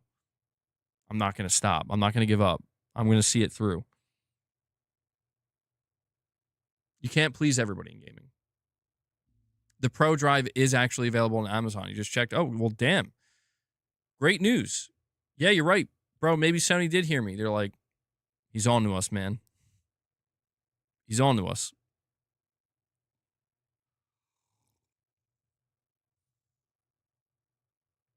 Microsoft was asking on X today if fans would be interested in watching a 6-hour preview for the summer showcase. They just have too many games. Damn, that's funny, man. I believe it. I believe it. Yeah, they're going to have to start doing 2 showcases a year. Meanwhile, Sony's like, we'll just stick with 0.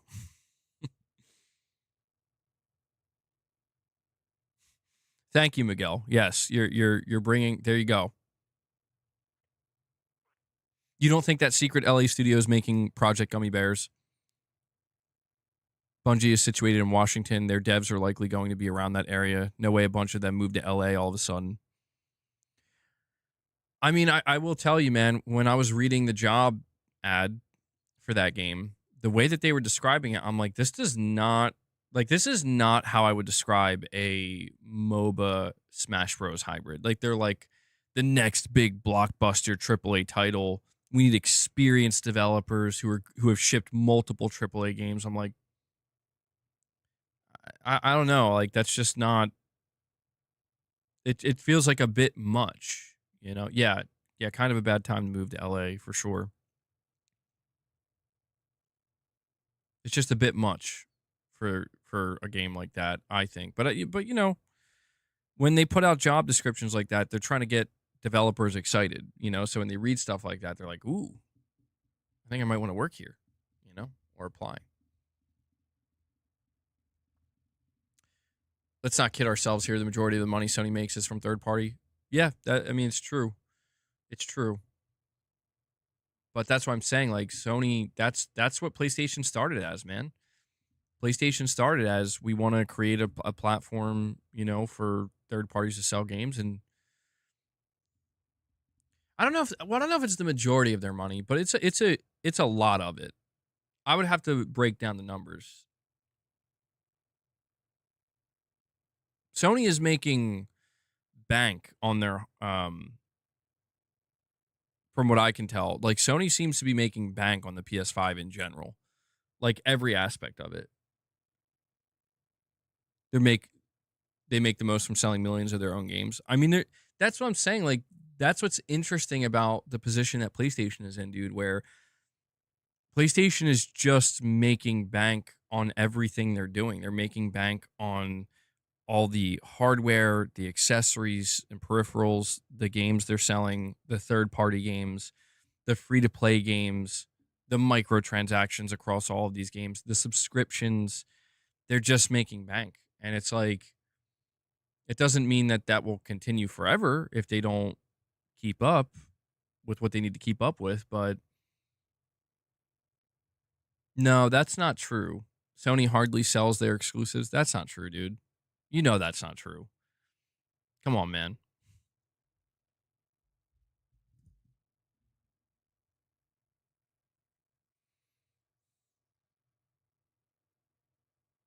A producer for a live service game and a regular AAA game is very different. The job description says that they're working on a AAA game and no mention of live service at all. That's true. That's a good call out. Yeah.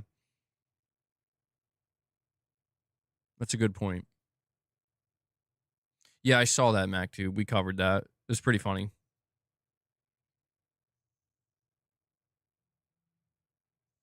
People are blinded by Concord. That's the only thing people talk about now. I think I went almost this whole stream without mentioning it. And I mentioned it because of you, Garrett.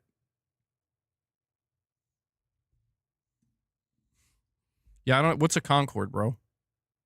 I don't know what that is.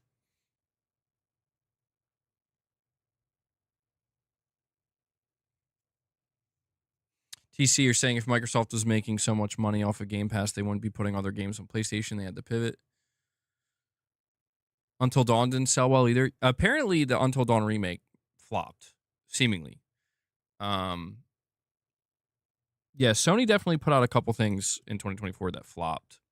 But I'm not surprised in a way because I think that some of these things they put out, like, again, I don't know that many people were asking for it, like a Horizon and Horizon Zero Dawn remaster. It's like it's fine for people who want it. Like I played Until Dawn remake and I loved it.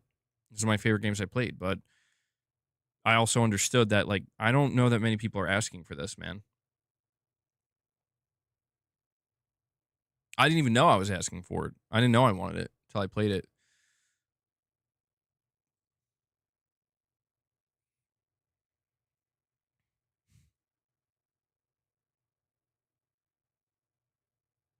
Sony PlayStation is less profitable than Microsoft Gaming. I don't know if that's true or not.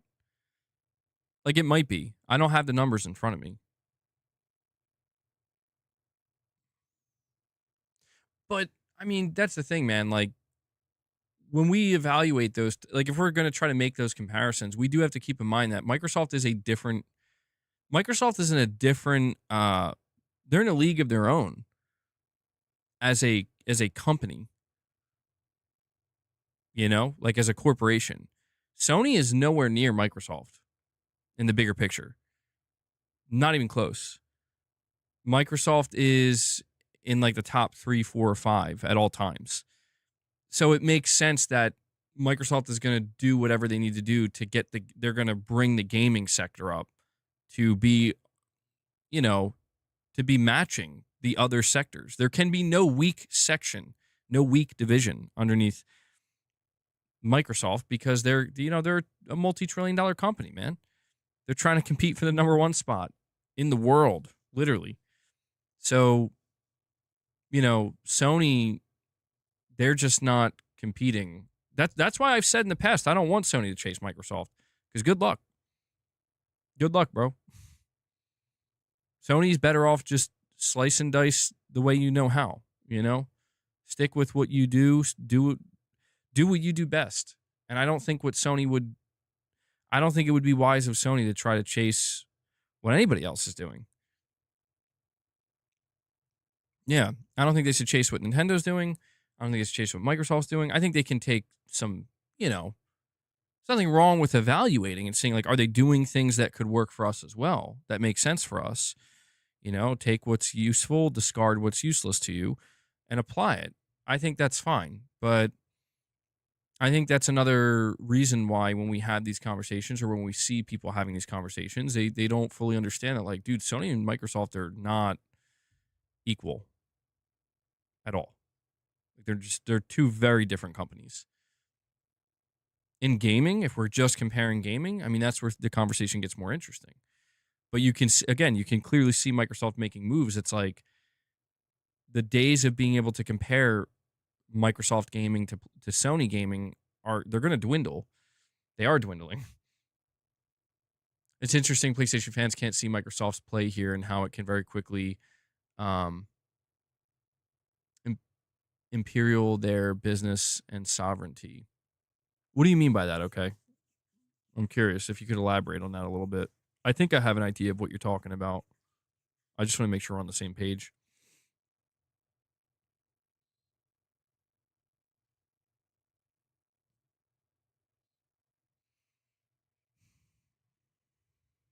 Don't worry, everybody's in Xbox. It will live on with us. Yeah, we're all in Xbox, bro. Boss is an Xbox. No, MacTube, I don't think we ever will.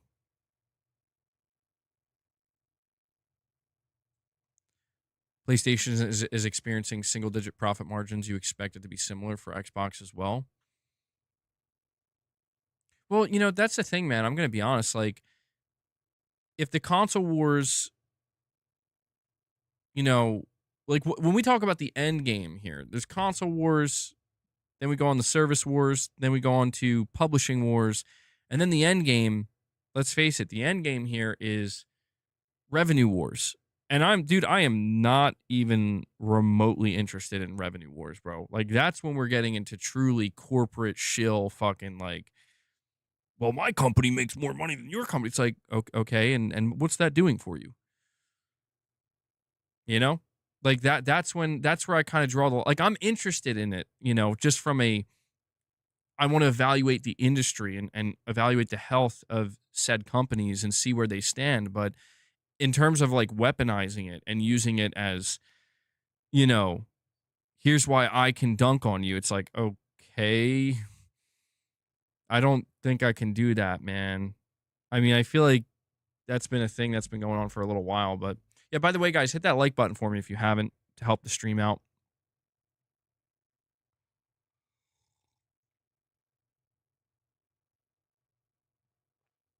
You love how they say spend Sony out of existence, but marketing and ad are on tweets and X.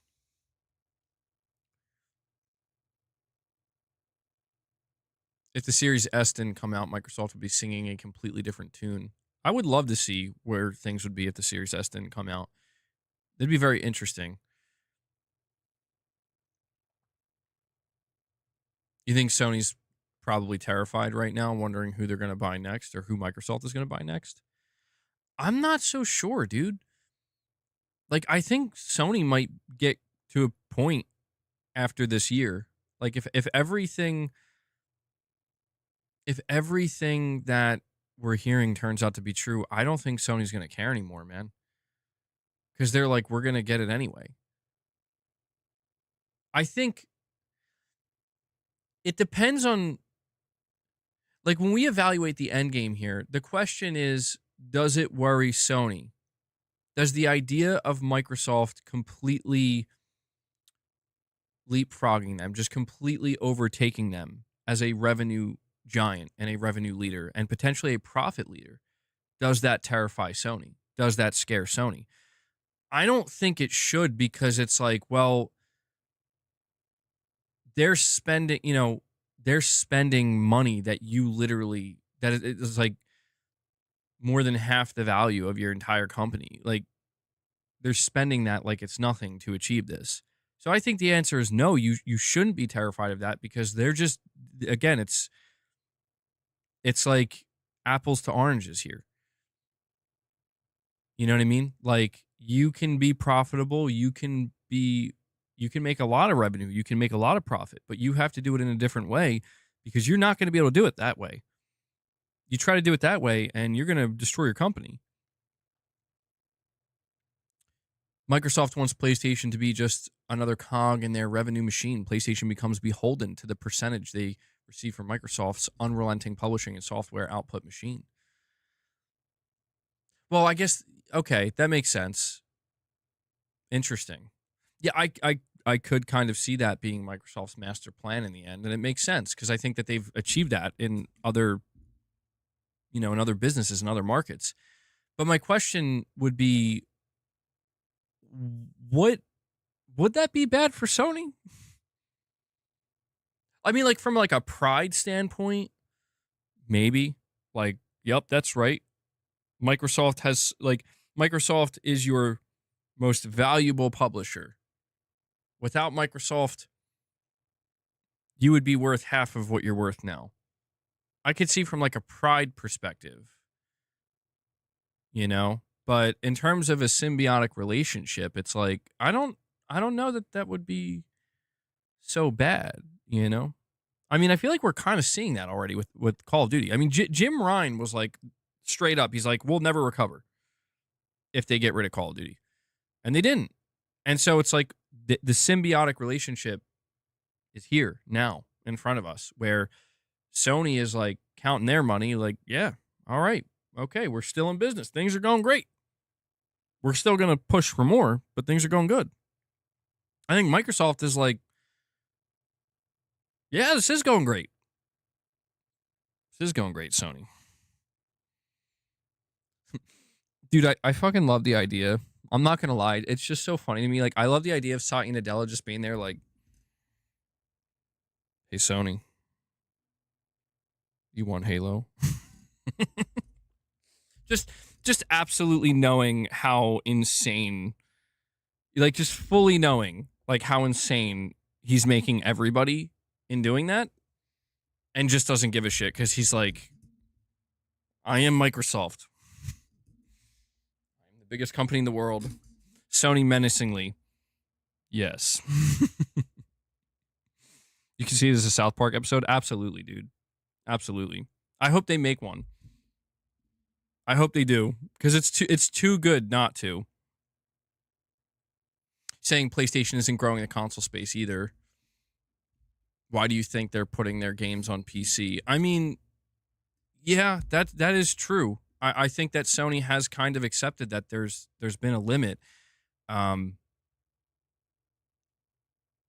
if there is something, the truth is the only thing that could maybe change the trajectory of the PS5 at this point in time, the trajectory isn't bad. The trajectory of the PS5 is it's likely to do just about as good as the PS4, but not much better, not much worse, just about the same. The PS5, that's basically where it stands right now. The only thing that could change the trajectory of the PS5 like dramatically, potentially, is circling back to GTA 6. That's the only thing. And if that were to occur, what does that tell Sony? Think about it. Imagine GTA 6 drops and suddenly PS5 units fucking skyrocket. I mean, it's like, holy shit, we're going to pass 130 million units. Just like no problem. You know what I mean? Like, and it's like, wow, the PS5 may actually make a run for the Switch and the PS2. If that were to happen, what does that tell Sony? In my opinion, the accurate read on that situation is that's awesome. And we're so thrilled about that. But that doesn't necessarily change anything. You see what I'm saying? Because it's like, if that's what it took a GTA 6. How frequently are you getting a GTA 6? Who else is dropping a GTA 6? You know what I'm saying? Like it's not something that you can truly rely on in terms of it's not a sustainable growth vector, I think. It is a growth vector, and it is something that they will absolutely leverage of like, yes, see, hey, well, look at that. It's kind of like with the pandemic, right? The pandemic artificially inflated so many numbers across gaming that everybody was like, oh my God, this is great. This is amazing. We're unstoppable. And it's like, no, you're very stoppable. Like you have to realize this is like a one-time ripcord pull, where it's like, you're never, it's not going to be like this again. It's not normal. It's very artificial, and it's temporary. That's the point. It's temporary. And what these companies look for, and this is why Microsoft is all in with publishing. This is why Sony is, from a publishing perspective, they're like, we need live service, bro. They're looking for that sustainability, that things like AAA single player games, even those, they are, I think it's been proven they are sustainable, but they still have a certain level of risk attached to them. Where it's like, if you look at Sony and you look at their output as a single player publisher, it's become pretty clear that, bro, one wrong move with one of your bigger, like $250, $350 million games, one wrong move, and it's going to be bad. But then you see the slip up they make with live service as well. It's like, I mean, that there it is. See how bad it can be? It can be that bad. It can be that bad for Microsoft as well. But Sony has to be, truthfully, they have no choice. Sony has no choice but to be more strategic. They have no choice because they do not have the type of money that Microsoft has. Microsoft, however, I think a false view that people have of Microsoft, and I've had this view as well, and I kind of realize it's nonsensical, it's not grounded in reality, is, well, Microsoft can just afford to fuck up however many times they want, and it's fine. It's not true. That's not how these businesses operate. It doesn't matter if you're worth trillions of dollars. They're not going to be okay with fuck ups. The idea is, if you're a $1 trillion company, you're still going to penny pinch where you can, and you're still going to think about profit margins, and you're still going to be, you might have I think the potential benefit is you have a slightly higher tolerance for, screw ups, where it's like, well, we have a little bit more breathing room, but we're not going to just like create, we're not going to just keep creating infinite amounts of safety nets. There's got to be a time when it's like, all right, guys, it's a failure and heads are going to roll. It doesn't matter if we're worth trillions of dollars. I mean, we're talking about billions and trillions. It's like unfathomable numbers here, but I just think that Sony, the truth is, I think it's felt a lot more. I want you to imagine. I know people are tired of me bringing it up, but I want you to imagine, imagine Concord was created by Microsoft instead of Sony, you know, and it had the same exact trajectory of it just went down the same way, and the studio shut down, the game failed, it made no money. It's basically going to be a tax write-off at this point, seemingly is what Sony was trying to go for by refunding everybody. The truth is, Microsoft feels that way, way, way less in the grand scheme of things than Sony does. But that's the thing, though, is a $400 million loss for a company that's worth hundreds of billions of dollars. A $400 million loss for a company that's worth $1 trillion. Is there a difference? Yes. Is there a huge difference? Probably not. But that's why I always keep referring back to the ABK investment, because it's like, now that's where we see the difference. We're not talking about hundreds of millions of dollars. We're talking about tens of billions of dollars.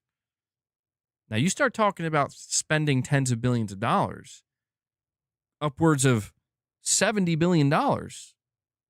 Yeah, then you're talking about, okay, there's where the difference lies.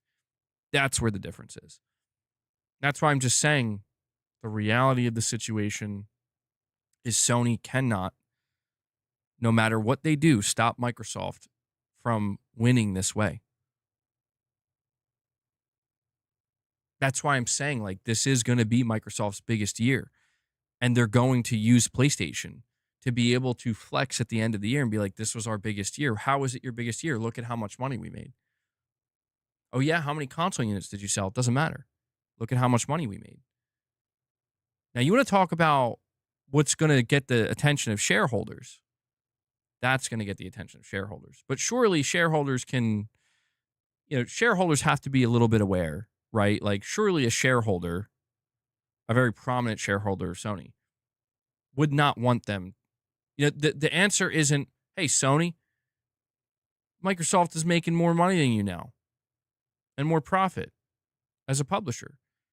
Why aren't you doing that? Oh, well, they've spent $70 billion to do that. I'm pretty sure the shareholders are not going to be yelling at Sony to spend $70 billion to make that happen. And in fact, even Microsoft shareholders right now are pressuring Microsoft, guys, you just spent 70 bill. This is the biggest acquisition in the history of this company. Where's the money? They're not waiting. You know what I'm saying? And that's why Microsoft's going to have their biggest year ever. That's why Halo's coming to PlayStation this year, rumored.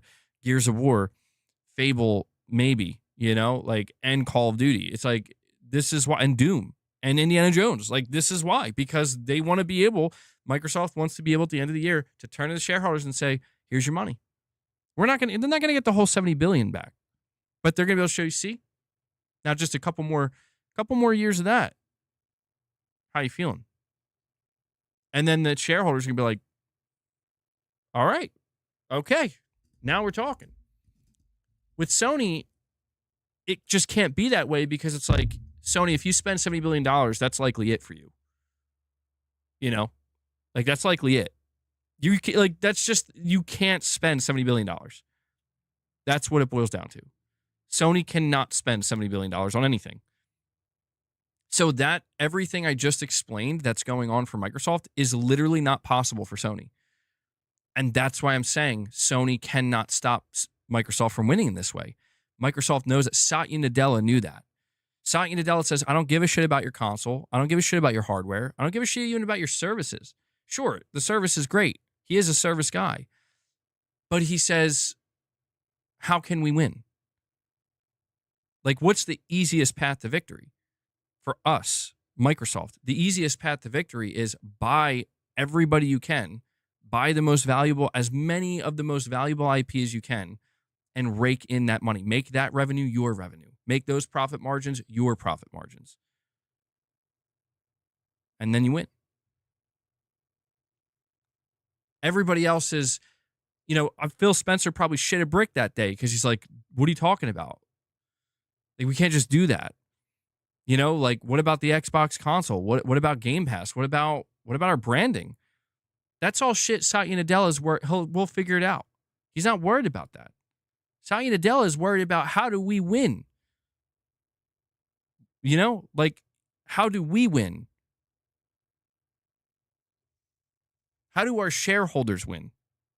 That's really what it comes down to. How do our shareholders win?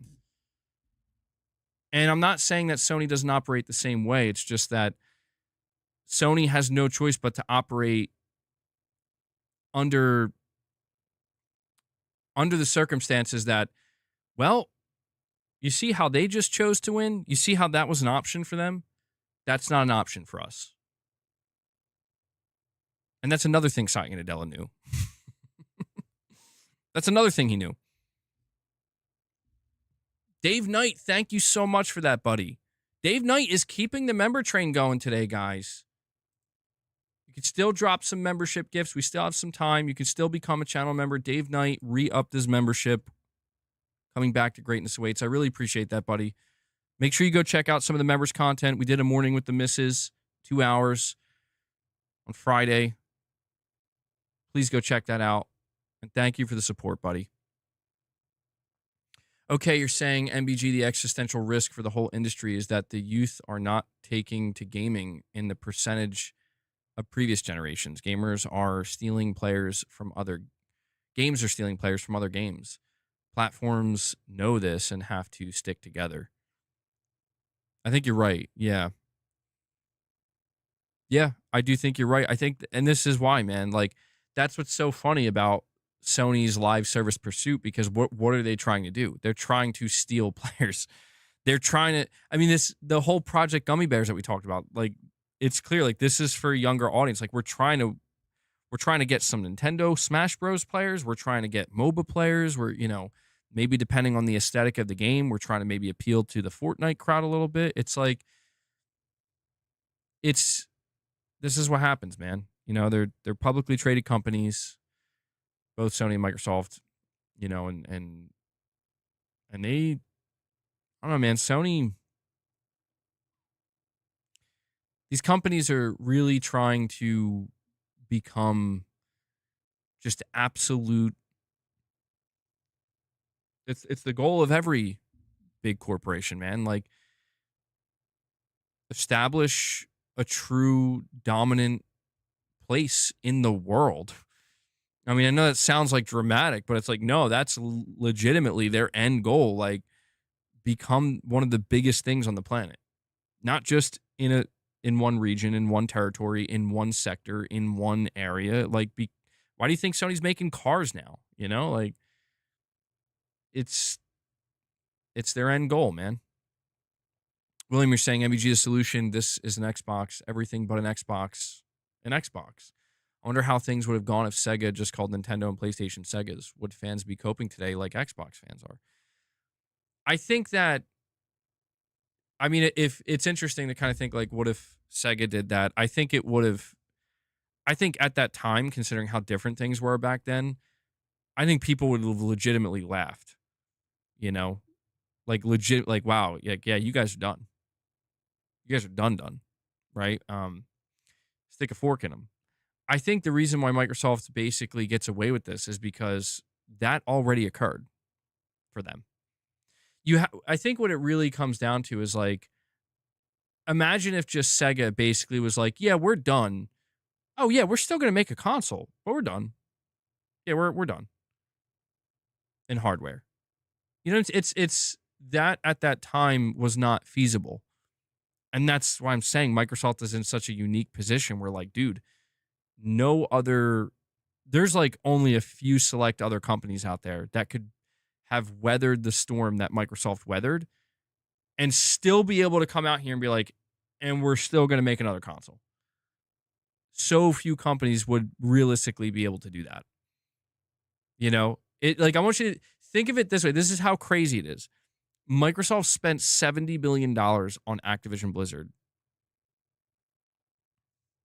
Almost $80 billion when you factor in Activision and Bethesda, right? And we're not even talking about the budgets of these games that are, that they're paying for now. And they're dropping games on Game Pass, and they're still coming out here and be like, we're still going to make another console, guys, as their consoles are flatlining. What other company could realistically get away with doing that? I mean, Nintendo, the thing about Nintendo doing it is it was like their one shot, right? This is different. Like, Microsoft isn't doing it as like this is our last shot. Like, no, they've literally already given up in the console space. And yet they're like, we're just still making them anyway. Nintendo could do it after the Wii U because it was like, all right, you guys got one more round in the chamber. Don't miss. Because if you miss, you're going third-party publisher. I think they knew that. They knew that's why they cooked the way they did, man, because they knew. They're like, well, this might be it, guys. So innovate. If there was ever a time to innovate and whip something up that nobody's prepared for, now's the time. Because if not, well, Mario's going to be on PlayStation and Xbox, and that'll be that. Well, I don't know. Maybe it wouldn't have been that extreme. Maybe they just would have said, we're only making handhelds now. But I guess well, the Switch isn't just a handheld. But yeah, it's interesting to compare all of these different things. But I just think that I'm going to be honest with you guys. I'm going to be just totally honest. I think that there are too many PlayStation fans, and certainly fanboys, like radical fanboys, because I see some of these radical PlayStation fanboys as well. And I know that like I've been labeled that a couple times, but like I see some of the shit that people are saying. I'm like, that's not me, bro. Like, that's never been me. But at this point in time, given what we know, like what is out here, like we could see it in front of us. Some things are locked in. They've already happened. They cannot be undone. I think that there are just some PlayStation fans and fanboys that it's good. Like, I know it's like it's over for Xbox. Like, guys, when we talk about the hardcore, like, I don't even know what to call them anymore, but the like Xbots or whatever, like the Xbox fans that, like, let's say by this point last year, those fans that were still kind of clinging on to hope, like it's just 4 games or whatever, like you're not going to get Halo, you're not going to get Gears, whatever, and just basically like a kind of in denial. Like it's been over for them. Like they are like they literally died on the hill. You see what I'm saying? That's it. They said they're going to die on this hill, and then they did. The PlayStation fans that are doing this now, they're going to die on that hill too. And I think that that's what's crazy, that you can't see that. I'm not saying that means you like, oh, well, I guess I can't be a PlayStation fan anymore. No. I'm talking about a specific group, where it's like, guys, you do know Xbox is going to be vital on PlayStation, right? You do realize that if you continue to believe that Xbox just truly is garbage and they don't make any good games, the day's going to come. It may not be this year, may not be next year, but I guarantee you it's going to happen where you're going to have a really hard time pretending that you're not interested in what Xbox is putting out there. And the same exact thing could be said if the roles were reversed. If PlayStation bought EA or something, or Capcom or whatever. Maybe those are two dramatically different things. Like, well, I mean, yeah, like say PlayStation bought EA and Capcom.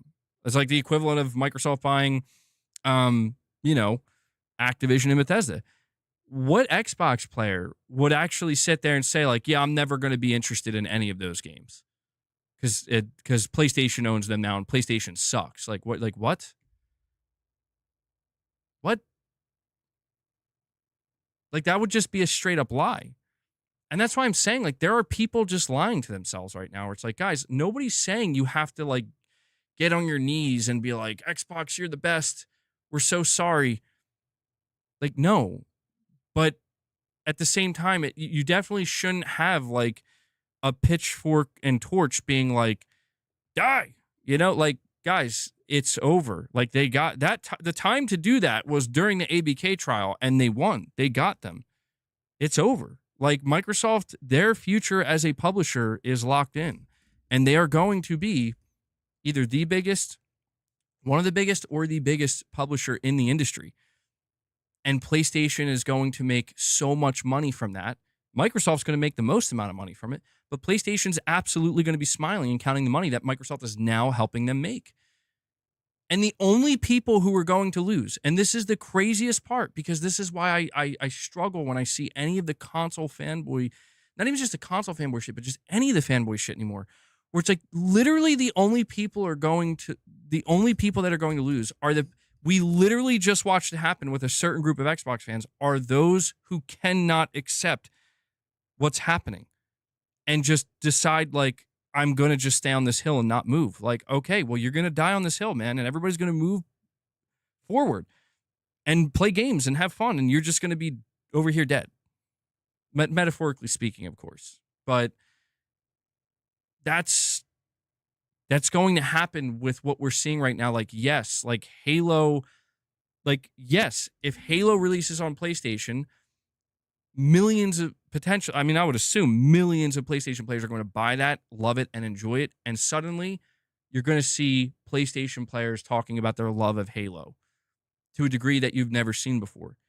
There's going to be a group of Xbox players that are going to try to be like, oh, I guess you love Halo now. It's like, would you not be doing the same thing if God of War released on Xbox? You would be. And that's okay.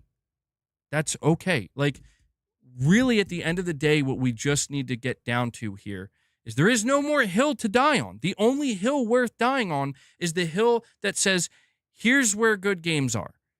That's the only hill worth dying on. And I'm just trying to encourage everybody at this point, whatever hill you might be on right now, if it's not that one, leave. Go to that. Come to the hill that I'm on, that so many of us are on now, where it's like, if you're going to plant your flag and say, this is the hill I'm dying on, make sure it's the hill that says, this is where we play good games. Good games. That's all it is. We just want to have good games and enjoy good games. Except Crackdown 3. Yeah, Crackdown 3 is not part of that. I don't know, man. It's wild. It's difficult to watch it happen in real time, man, because I am seeing the term grift, bro. Like, the term grift is used way too liberally now. Like, more so than it ever has. And too many people are using it wrong. Like, it's not applicable to a lot of the things they're trying to apply it to. But at the same time, the reason why that term is being used the way it is because more people than ever before are trying to do it. And it's like, it is very bizarre to me because it's like, why now? I guess it's just, it's natural because it's like the cage is being shaken and rattled, like the cage of PlayStation and Xbox and Nintendo and fanboy and console wars and all that shit. The cage is being shaken more violently than it ever has been. And so I guess that kind of makes sense where there's more movement than ever, more things happening quicker than ever. So you're going to kind of see some weird, bizarre reactions, more than you've ever seen before, in a shorter period of time. And I get that. Like, I get that it's very entertaining in the moment, but at the same time, it's like, guys, we don't lose the bigger picture, man. Don't lose the forest for the trees. And I just see so many people doing that. They're just losing the forest for the trees where they're convinced that, like, it's over for Xbox, or like PlayStation is garbage. And it's like, neither of these things are true. Actually, the opposite of those things are true. Xbox is not done. Xbox is going to make more money than they've ever made. They're going to have their best year ever. PlayStation is not dying. They're not over. They're not garbage. Like, they're doing great. And millions upon millions of tens of millions of people love playing on PlayStation. These are just the facts, dude. Like, I'm not even saying something that should upset people or be difficult for people to grasp. It's just, again, people want to hear and they want to believe what they want to believe. Where it's like, no, dude, Xbox is done. Like, okay. Okay, I guess. You know, it's like, so Forza comes to PlayStation, you're going to buy that? Halo comes to PlayStation, you're going to buy that? If The Elder Scrolls 6 comes to PlayStation, are you going to buy that? Because if you do, then I hate to break it to you, like, Xbox is not dead. That's an Xbox game, bro. Or a Microsoft game. It feels weird to call it an Xbox game, but it's a Microsoft game. And it's like, you know, if Ghost of Yotei goes on to sell like 5 million copies in 2 weeks, you know, Death Stranding 2 gets great reviews and is doing well on PlayStation, it's like, does PlayStation still suck? Are they still garbage? I mean, of course, like, that's the thing. Like, in the same breath, like, yes, you're going to get people being like, of course they are. Oh, yeah. Yeah, Ghost of Yotei could be like a 9 out of 10 game and sell millions of copies. No, they're still garbage. Oh, okay. Meanwhile, everybody else is just enjoying the fucking game. I don't know, man. I know I'm just going on and on at this point, but 2025 is the year, bro. I'm telling you, 2025 is the year where after this, everybody's getting filtered out. You know? Everybody that doesn't embrace what's actually happening and what's coming. Because I promise you, by this time in 2026, so many people are going to be filtered out because they just were like, nope. No, I'm still going to be fucking living like I'm still going to be having these conversations online as if it's 2020 or even worse, you know, 2014. It's like, guys, it's over. I'm sorry. I didn't make it this way. I mean, there is an argument for me to be made that maybe it would be better for my channel if things were still like that. You know, it would be more entertaining probably for people, but I guess for some people, they just feel like the show must go on. And it's like, okay, well, I guess if you say so.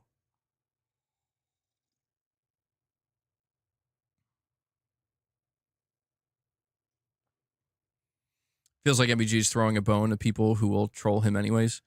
Well, I mean, see, that's another thing too, dude, is like, I'm not playing the games, man. Well, I mean, video games I'm playing. You know that. But I'm not trying to throw a bone per se. It's just like, yeah, if you want to troll, you know, if you want to continue to use me in your content and label me a fanboy, it's whatever. I can't stop that. But it's just, I don't know, man. I'm not really worried about that because, like I said, everybody's in their own lane focused on what they want to do. And I know what I want to do. I've made that decision going into 2025. Like, I've spent many years enjoying a lot of great games. 2025 is the year where it's like, you know what? I think I'm going to take that up a notch. And it doesn't mean I'm going to play every game. It doesn't mean I'm going to force myself to play games I'm not interested in. I'm not going to bullshit myself or bullshit anybody else. But it does mean that, you know, when I look at what's going on, I have a PS5. I have a gaming PC. The Switch 2 is coming out. And I'll still be paying attention to the next Xbox console when Microsoft announces it, of course. I'm just looking around and I'm like, I don't really know if there's any more enemies per se. You know, some people can make the argument that there never was, but I just mean like all the bitching and complaining I did about Xbox 4, 5, 6 years ago, like that's not them. That's not Xbox anymore, bro. Like it's been completely flipped over and transformed. Now I'm actually excited for some upcoming Xbox games. Some of the complaints I have for PlayStation, they still exist.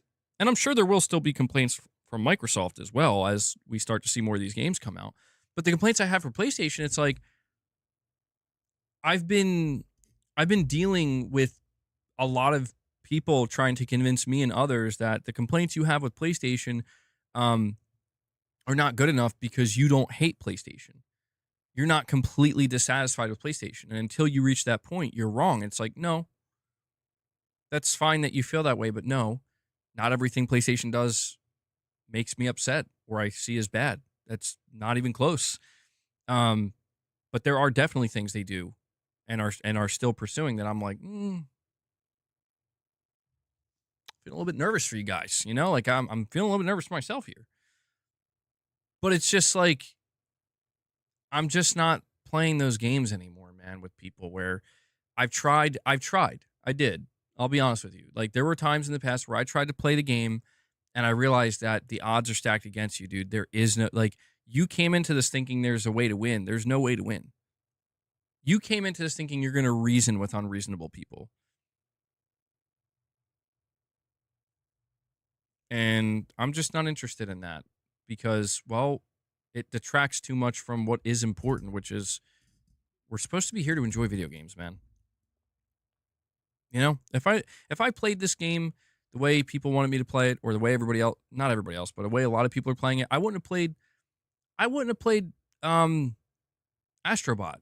I wouldn't have played Ratchet and Clank Rift Apart. I remember, dude, even when Ratchet and Clank came out, people were like, "It's a kids game."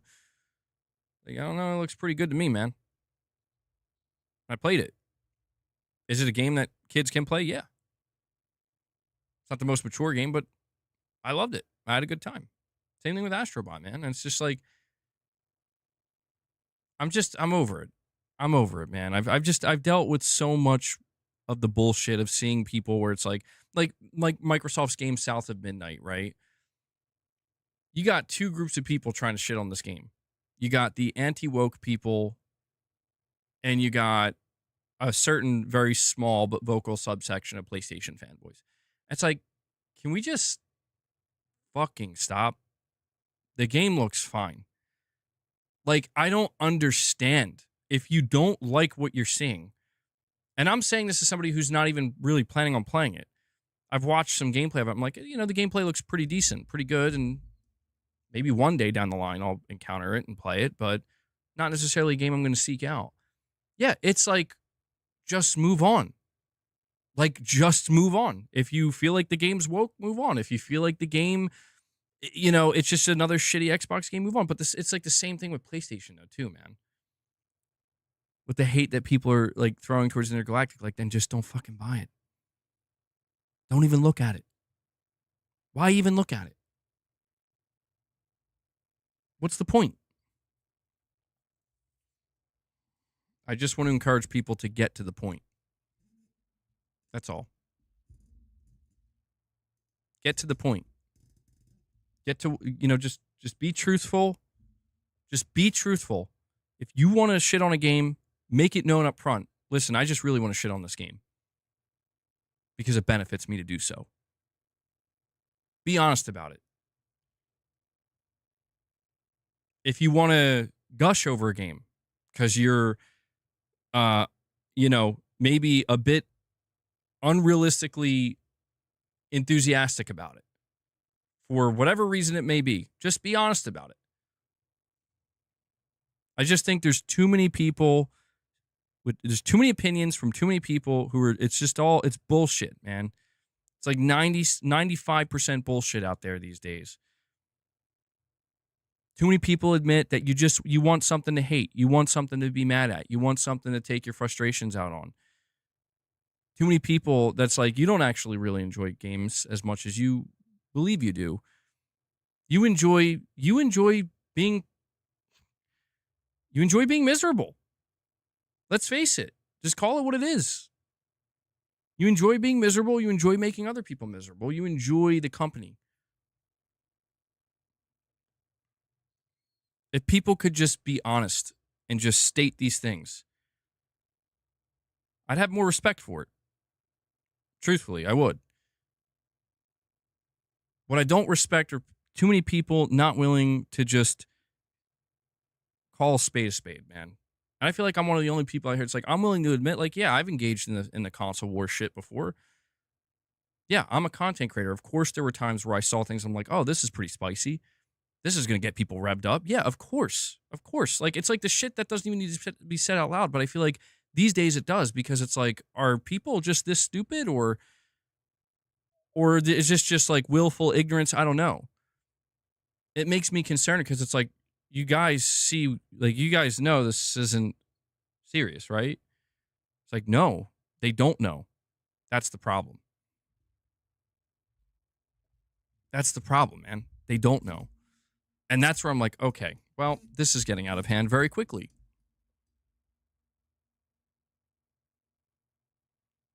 You think MBG is getting pressured by Xbox gamers on Twitter? Yeah, dude, that's what it is. Or Twitter? Yeah. No, it's really not that, dude. It's just like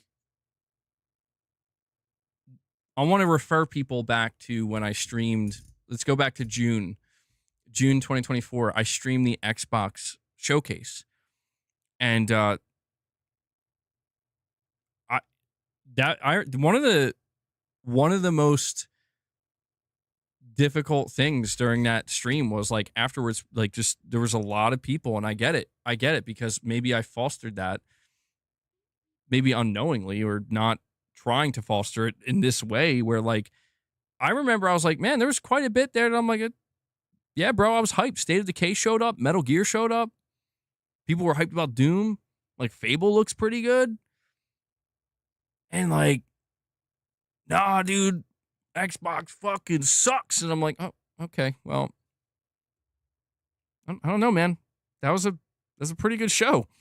That was like I was that's what I was saying, dude. Like it's so weird where I was straight up like going out to bat for Microsoft, not because I was pressured, but because it's like I do think some people made it sound better than it was, and I think that's normal too. Some people were acting like this was the greatest thing since sliced bread. I'm like, all right, guys, let's tone it down a notch. It's not. It was really good. It was very good. But it's like, come on, like, but that's the way people are, dude. And this is what I think becomes concerning to me, where it's like that goes both ways. Where it's like, it's not it's not my place to say how people should or shouldn't feel, but it's just like I'm just interested in the fact that, man, Xbox put on a show. It was a long show. They showed a lot, and there was a lot I saw that I'm like, I actually am interested in quite a bit of this. There's stuff that showed up here that I wasn't even expecting, like Metal Gear and State of Decay 3, and I'm very happy. Yeah, Gears looked good too, and I'm like, this is great. Like I don't see a problem here, and I especially don't see a problem now looking back on it. Where it's like, God damn, I didn't even go into that showcase. I know some people did, but I didn't go into that showcase assuming that, like, yeah, all this shit's eventually going to come to PS5. Maybe it will, maybe it won't, but it seems like, yeah, a lot of it is. And it's just like, I don't know what to tell people, man. Like, Xbox did a good job. Like, they just straight up, they did a good job. I mean, it's like, if you want to say they didn't because, well, they bought all that shit. It's like, well, yeah, of course. But what does that matter at this point? You know what I mean? Like that, like, I mean, really, like, what does it matter? It's like if Marathon is a great game and people love it, it's like, well, it doesn't fucking count because Sony fucking bought a bunch of, like, no, it's Sony now. It's okay. It's how these things work. Prior, sure. But I don't know, man. I know I'm just going on and on here, but it's just because it's like, I just want to encourage people, man, to just let it go. Let the shit go, man, because you're going to be forced to at some point, whether you want to or not. Saying that was a really good showcase, in all honesty. It's far better than anything Sony has done in years. I love my PS5, but I'm more interested in what Xbox is doing in terms of games right now.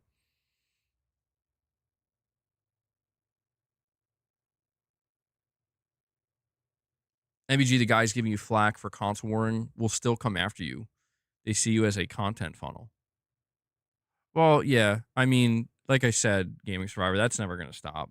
But that's not going to, that's not going to See, it's not like, guys, I'm doing this because, you know, uh, people see me as a content funnel and I don't want them to do that anymore. Like, no, I'm doing this because like this is actually how I feel. You know what I mean? If this wasn't how I felt, I wouldn't be doing it.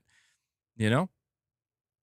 It's kind of like the situation with Ghost of Yote or even Intergalactic, where it's like I'm willing to try to give the benefit of the doubt. And I'm trying to do so at a time where people are being very harsh. Like they're not willing to do that.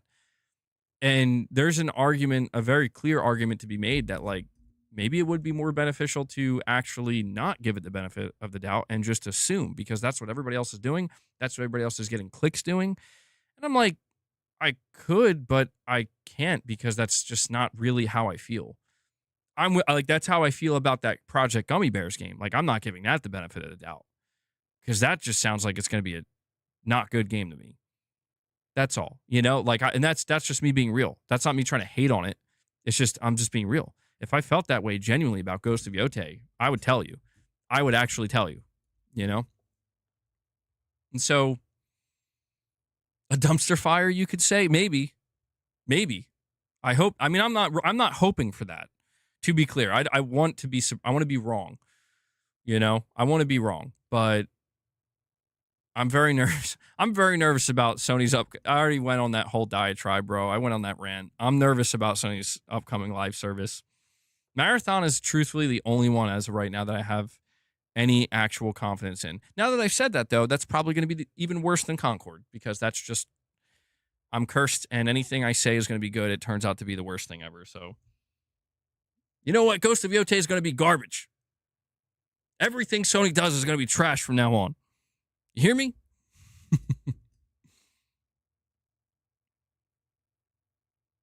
You think it'll be good this time? It'll be good this time, guys. It's okay. It'll be good. But yeah, I don't know, man. I'm MBG, the bipolar gamer. Maybe. I mean, I've been a bit flip-floppy on things, but it's like, if I'm willing to acknowledge and admit that the Xbox of 2025 is not the same Xbox of 2018 or 2019 or even 2020, why is it that some people will still label me a flip-flopper when it's like, I'm acknowledging a lot of time has passed and a lot of things have changed? You know what I mean? So can it really be flip-flopping if you're acknowledging all the things that are now different compared to what they were 4, 5, 6 years ago? Of course, there are going to be people that ignore that. But, it's neither here nor there at this point.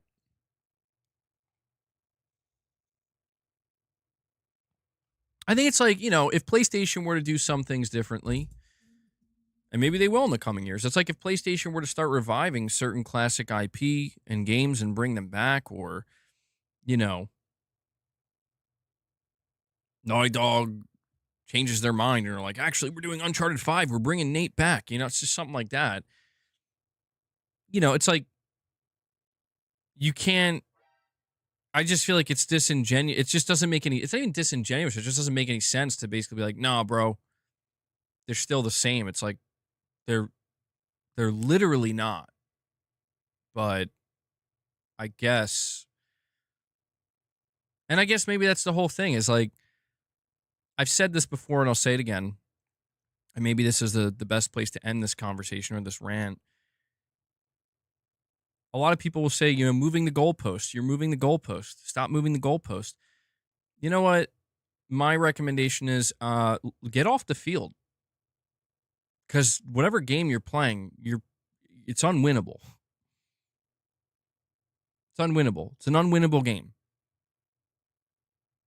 Rather than focusing on protecting the goalpost, not moving the goalpost, or moving the goalpost, just get off the fucking field, go home, boot up your console, your PC, whatever, and play some games. You're playing the wrong game. You're playing the wrong game, man.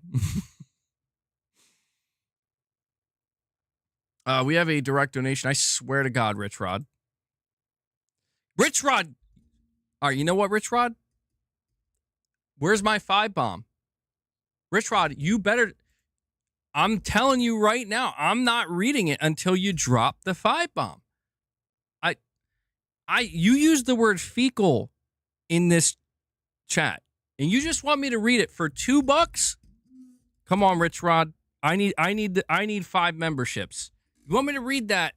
You owe me 5 memberships, bro. I'm not reading it till you drop that 5 bomb. Show me the money, Rich.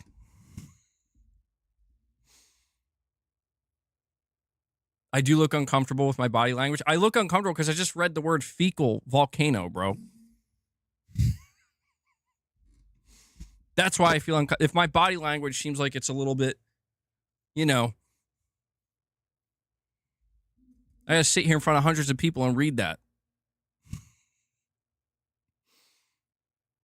Oh my God. I'm waiting, Rich. I'm waiting.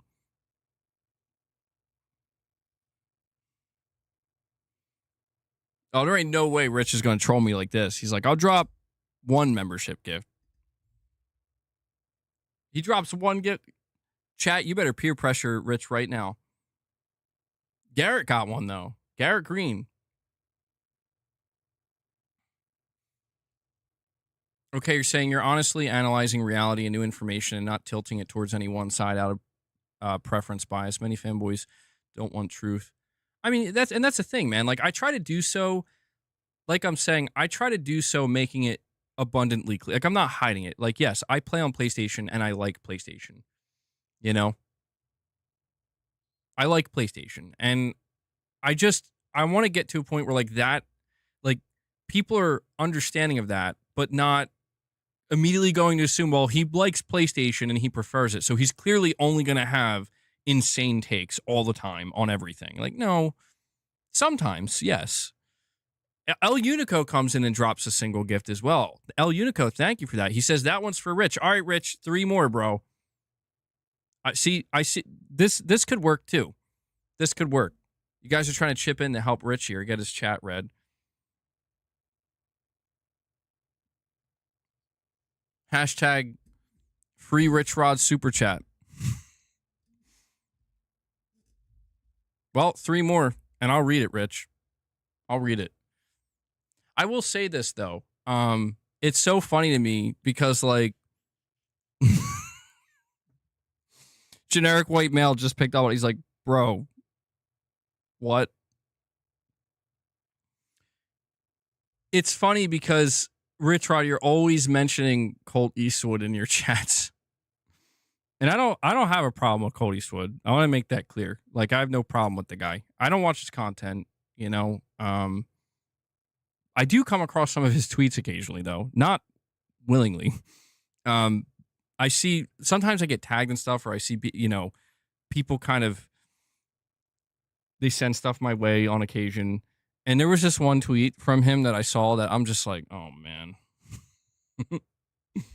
Hold on.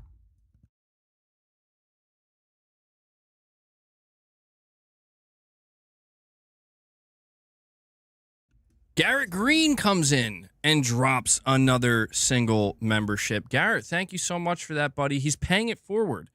Rich Rod dropped a member gift. It went to Garrett. Now Garrett's dropping a member gift. Thank you so much for that, man. We're so close. 2 more. 2 more, and I will. We'll give Rich Rod his free speech temporarily. He says, I'm a staple of this community.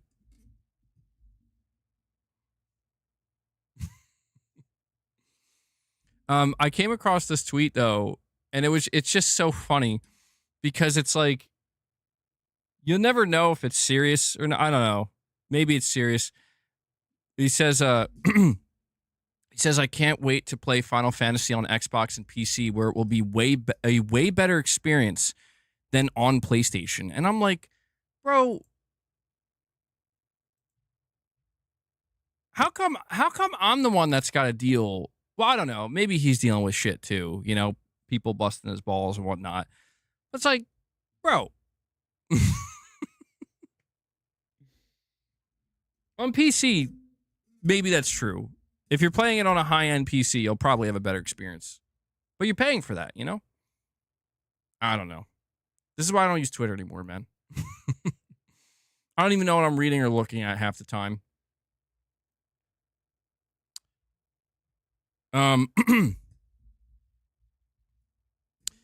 the problem is you tend to cover the negativity around the game reveals instead of acknowledging the millions who are actually hyped about the game and positivity. Yeah, well, dude, that's definitely something I admit has been problematic where when I'm live streaming this stuff, when I'm live streaming it, sometimes I'm too easily influenced by what I'm seeing in the chat. Well, actually, these days I'm just overwhelmed by what I'm seeing in the chat. But I don't know. It's not to say that you won't get an honest reaction from me because in the moment, whatever my reaction is, it is the honest in the moment reaction. But it's just acknowledging the reality that I'm only human, you know, and I'm to be honest, I think what I'm gonna start doing I don't want to do this because it feels like it's the opposite of what, but I might have to because I might just have to be honest with myself and be like, listen, man, you gotta just, you gotta carve out your own little space to be able to think, you know, and see and process what you're seeing without any external influence. When we are streaming events, I may have to, um, hide the chat. I don't know.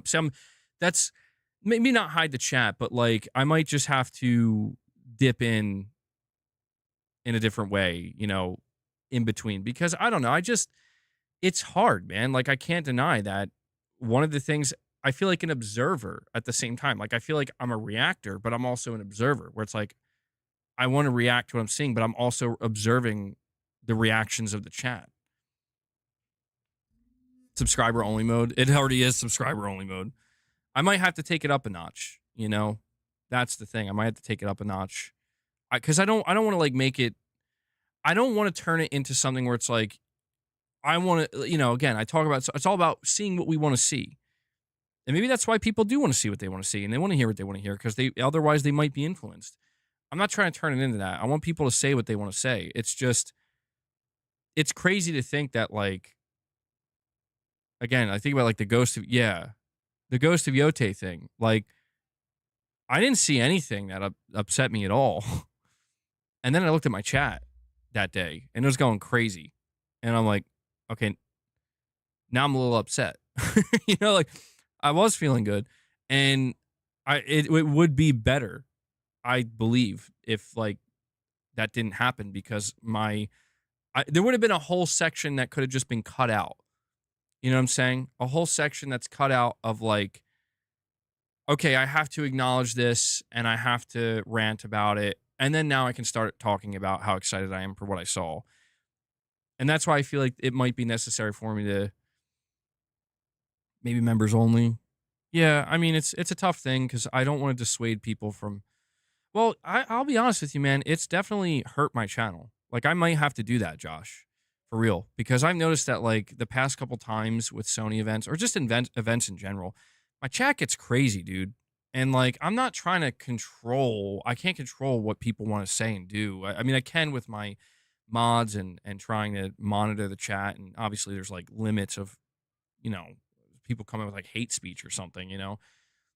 But it's really difficult to see something like that happening. Like I like just watching it in front of me as I'm trying to collect my thoughts and be like, well, let me tell you what I think of this game. It's like it's very difficult. I underestimate the challenge there.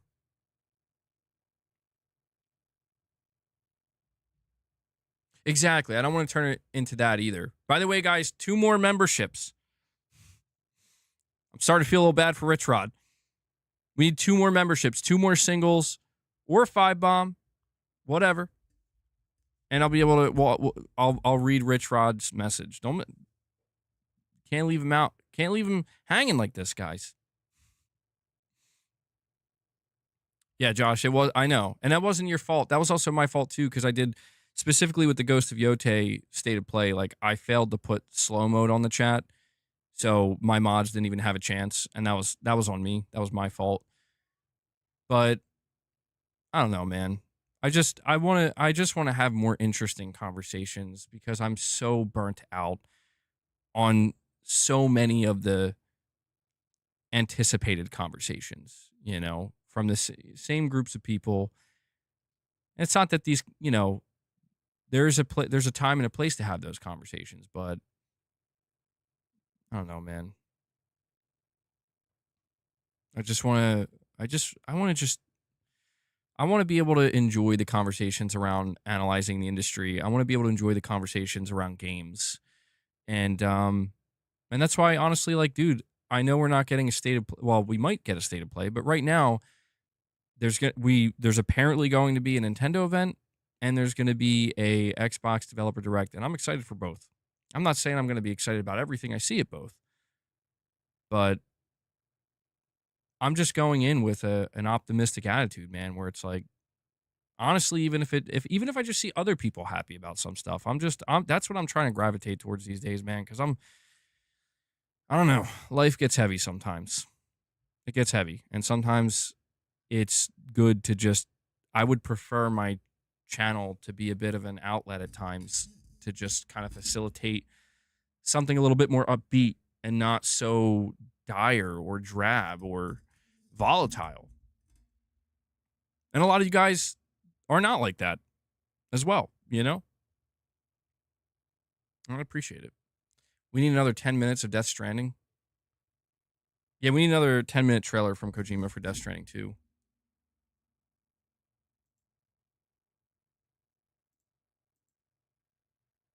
Let me see here. Oh, hold on. What happened to my chat?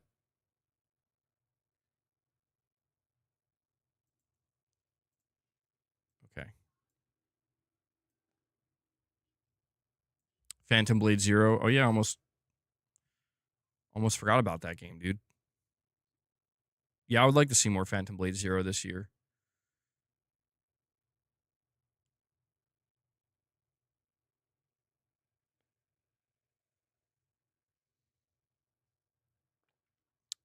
Um, ultimately, it's my channel. I have to direct it the way I need to, not the chat. Yeah, and I've been trying to do that.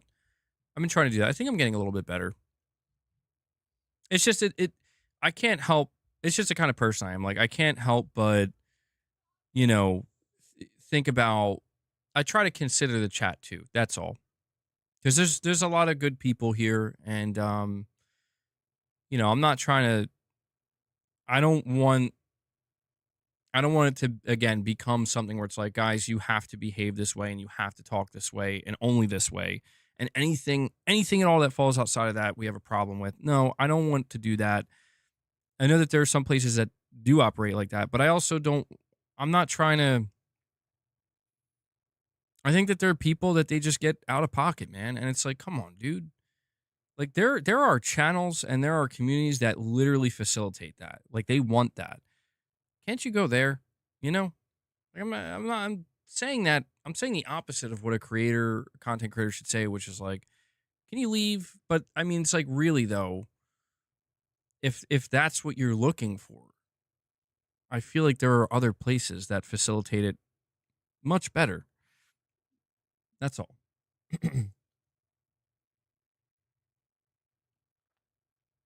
The larger you get, the less control you have. Uh-oh. Well, not growing too quick. Guys, bro, you're Rich Rod. They're going to leave you hanging, man. Oh, literally as I said that. Mr. Benidorm UK comes in. He drops a single, guys. One more membership. And I will reluctantly, painfully read Rich Rod's chat, but you guys will unlock that. Thank you for that, Mr. Benidorm. Very much appreciated. Much appreciated. And he drops another single. He's got you, Rich Rod. He's like, you know what? I'm going to drop the singles. We'll do it. All right. Rich Rod chat unlocked. Oh, God. Colt, you are disgusting. Your face reminds me of oatmeal that has been left in a bowl 4 days. You said the number 4 here. 4 days. And roaches made a roach motel, creating roach A roach fecal volcano. I hope you're happy, Rich Rod. I hope you're happy. Community members had to support you to make that a reality. Garrett's like, bro, this man made me read the words roach fecal volcano.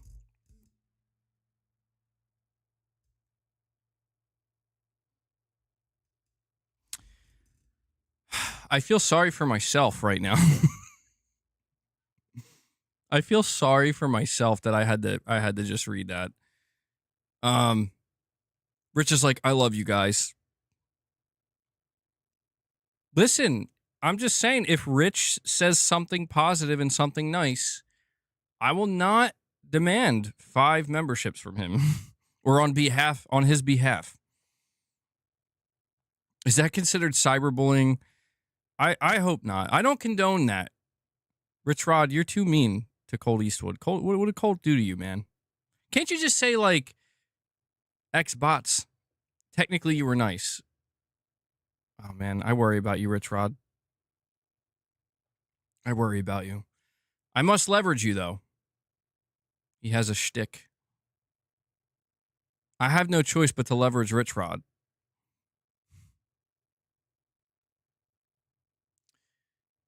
All right, let me hold on, let me add that to the counter though. I think that brings us up to 230, which is great to see. Thank you guys. Excuse me.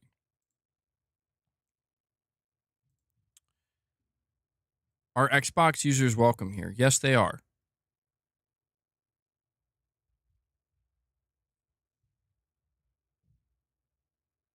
If anything, I was mean to the roaches. Oh my god. Rich is the definition of a person that can't change, man. I can't change.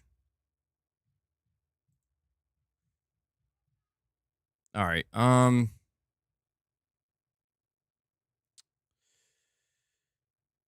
right, guys, we'll do like a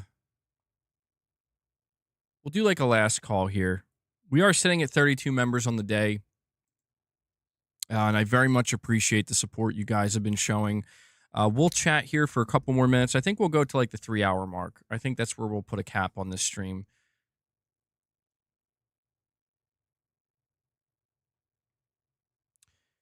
So if you want to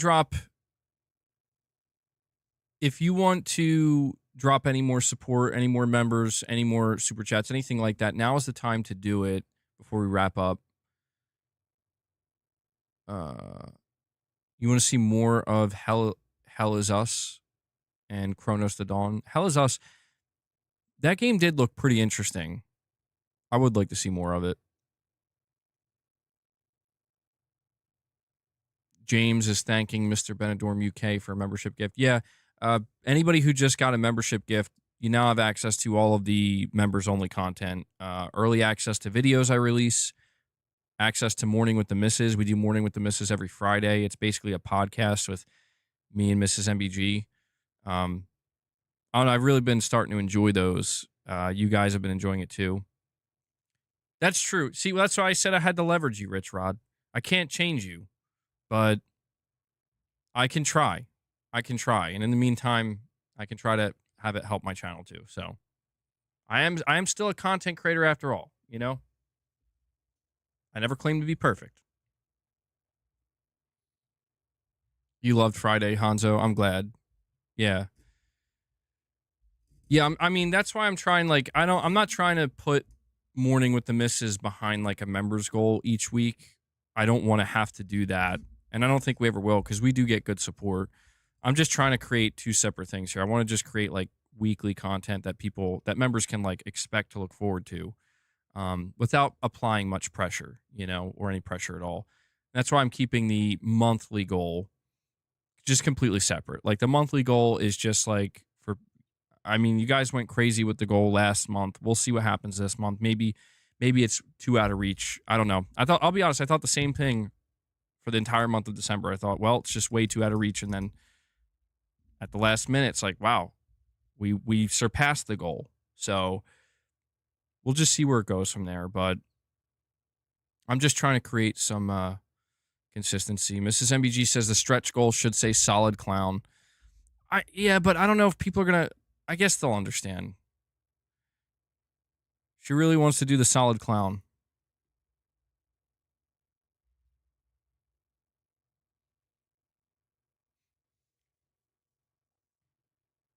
Solid clown BG.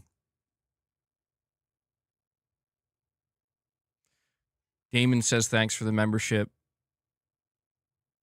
Well, like I said, I want to encourage anybody who got a membership gift. When your gift is going to expire after 30 days, please consider re-upping it and becoming a regularly, a monthly member that's paying. Because if you're able to, if you enjoy the member content and it feels like it's worth it, please consider doing that because it helps me tremendously. It really does. We've been gaining more like monthly members that are paying, and it's been definitely helping. So thank you to everybody who does that. Okay, you're saying you picked up Silent Hill 2. It looks so incredible on PC. It's a game you'd probably notice a massive upgrade quality over PS5.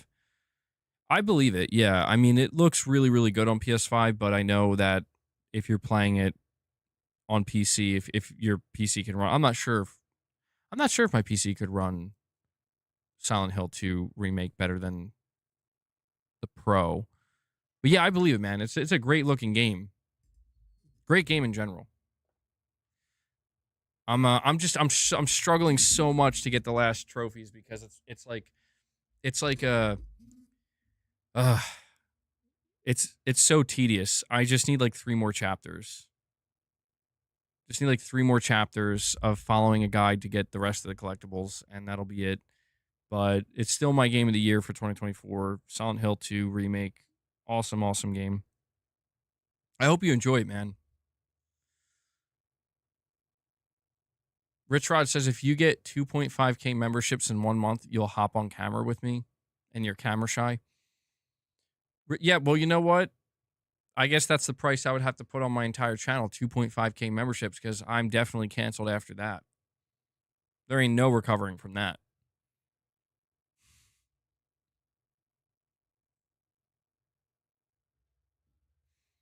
Hanzo, I don't know that he's trying to make comparisons. It's just, I know OK's passionate about PC.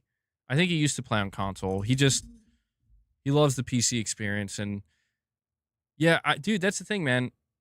People are talking about Final Fantasy VII Rebirth on PC and how it's going to look better than on the Pro. I'm like, yeah, like that's the main draw of PC, right? Is like you have that freedom to be able to really scale it up if you can afford to do so as high as you possibly can. I don't know if I'm ever going to get there. Like in the future, listen, dude, if I get to a point where like I'm doing extremely well financially, I mean like so well financially that I can just drop a bunch of money on an insane PC rig, that probably still won't be my main place to play, but I would assume that I'm doing extremely well on YouTube to be able to do that. It could be something that I am, like, yeah, sometimes I'll just play some games on my super high-end PC. I got like a 5090 or whatever. Yeah. I mean, at that point I feel obligated. But, if I was in a position financially where I could have everything, no problem, and it wouldn't make a dent, or, I could just drop money like that, yeah, I'd have everything. But I don't know. I'm still on PlayStation, man. I can't deny it's where I like to play.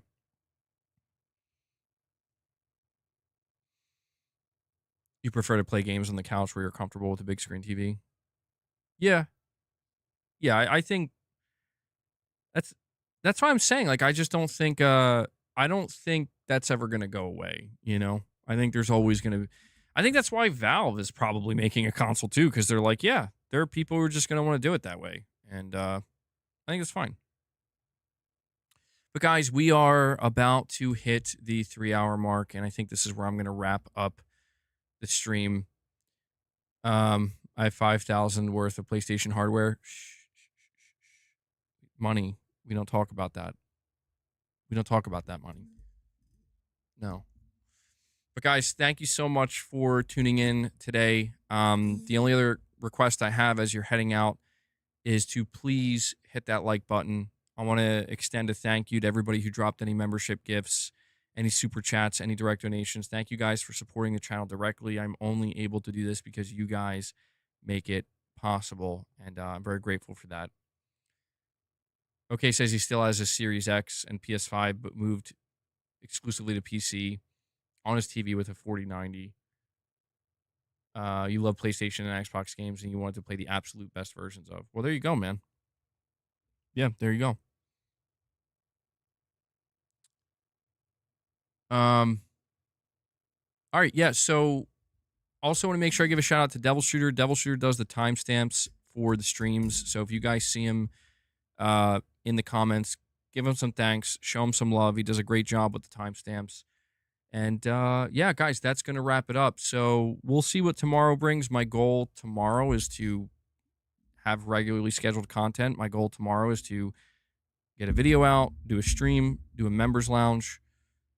And, you know, if anything gets in the way, you'll know. But all right, guys, please enjoy the rest of your Sunday. That does it for me. I will catch you tomorrow, hopefully in the next one. And until then, thank you and take care, everybody.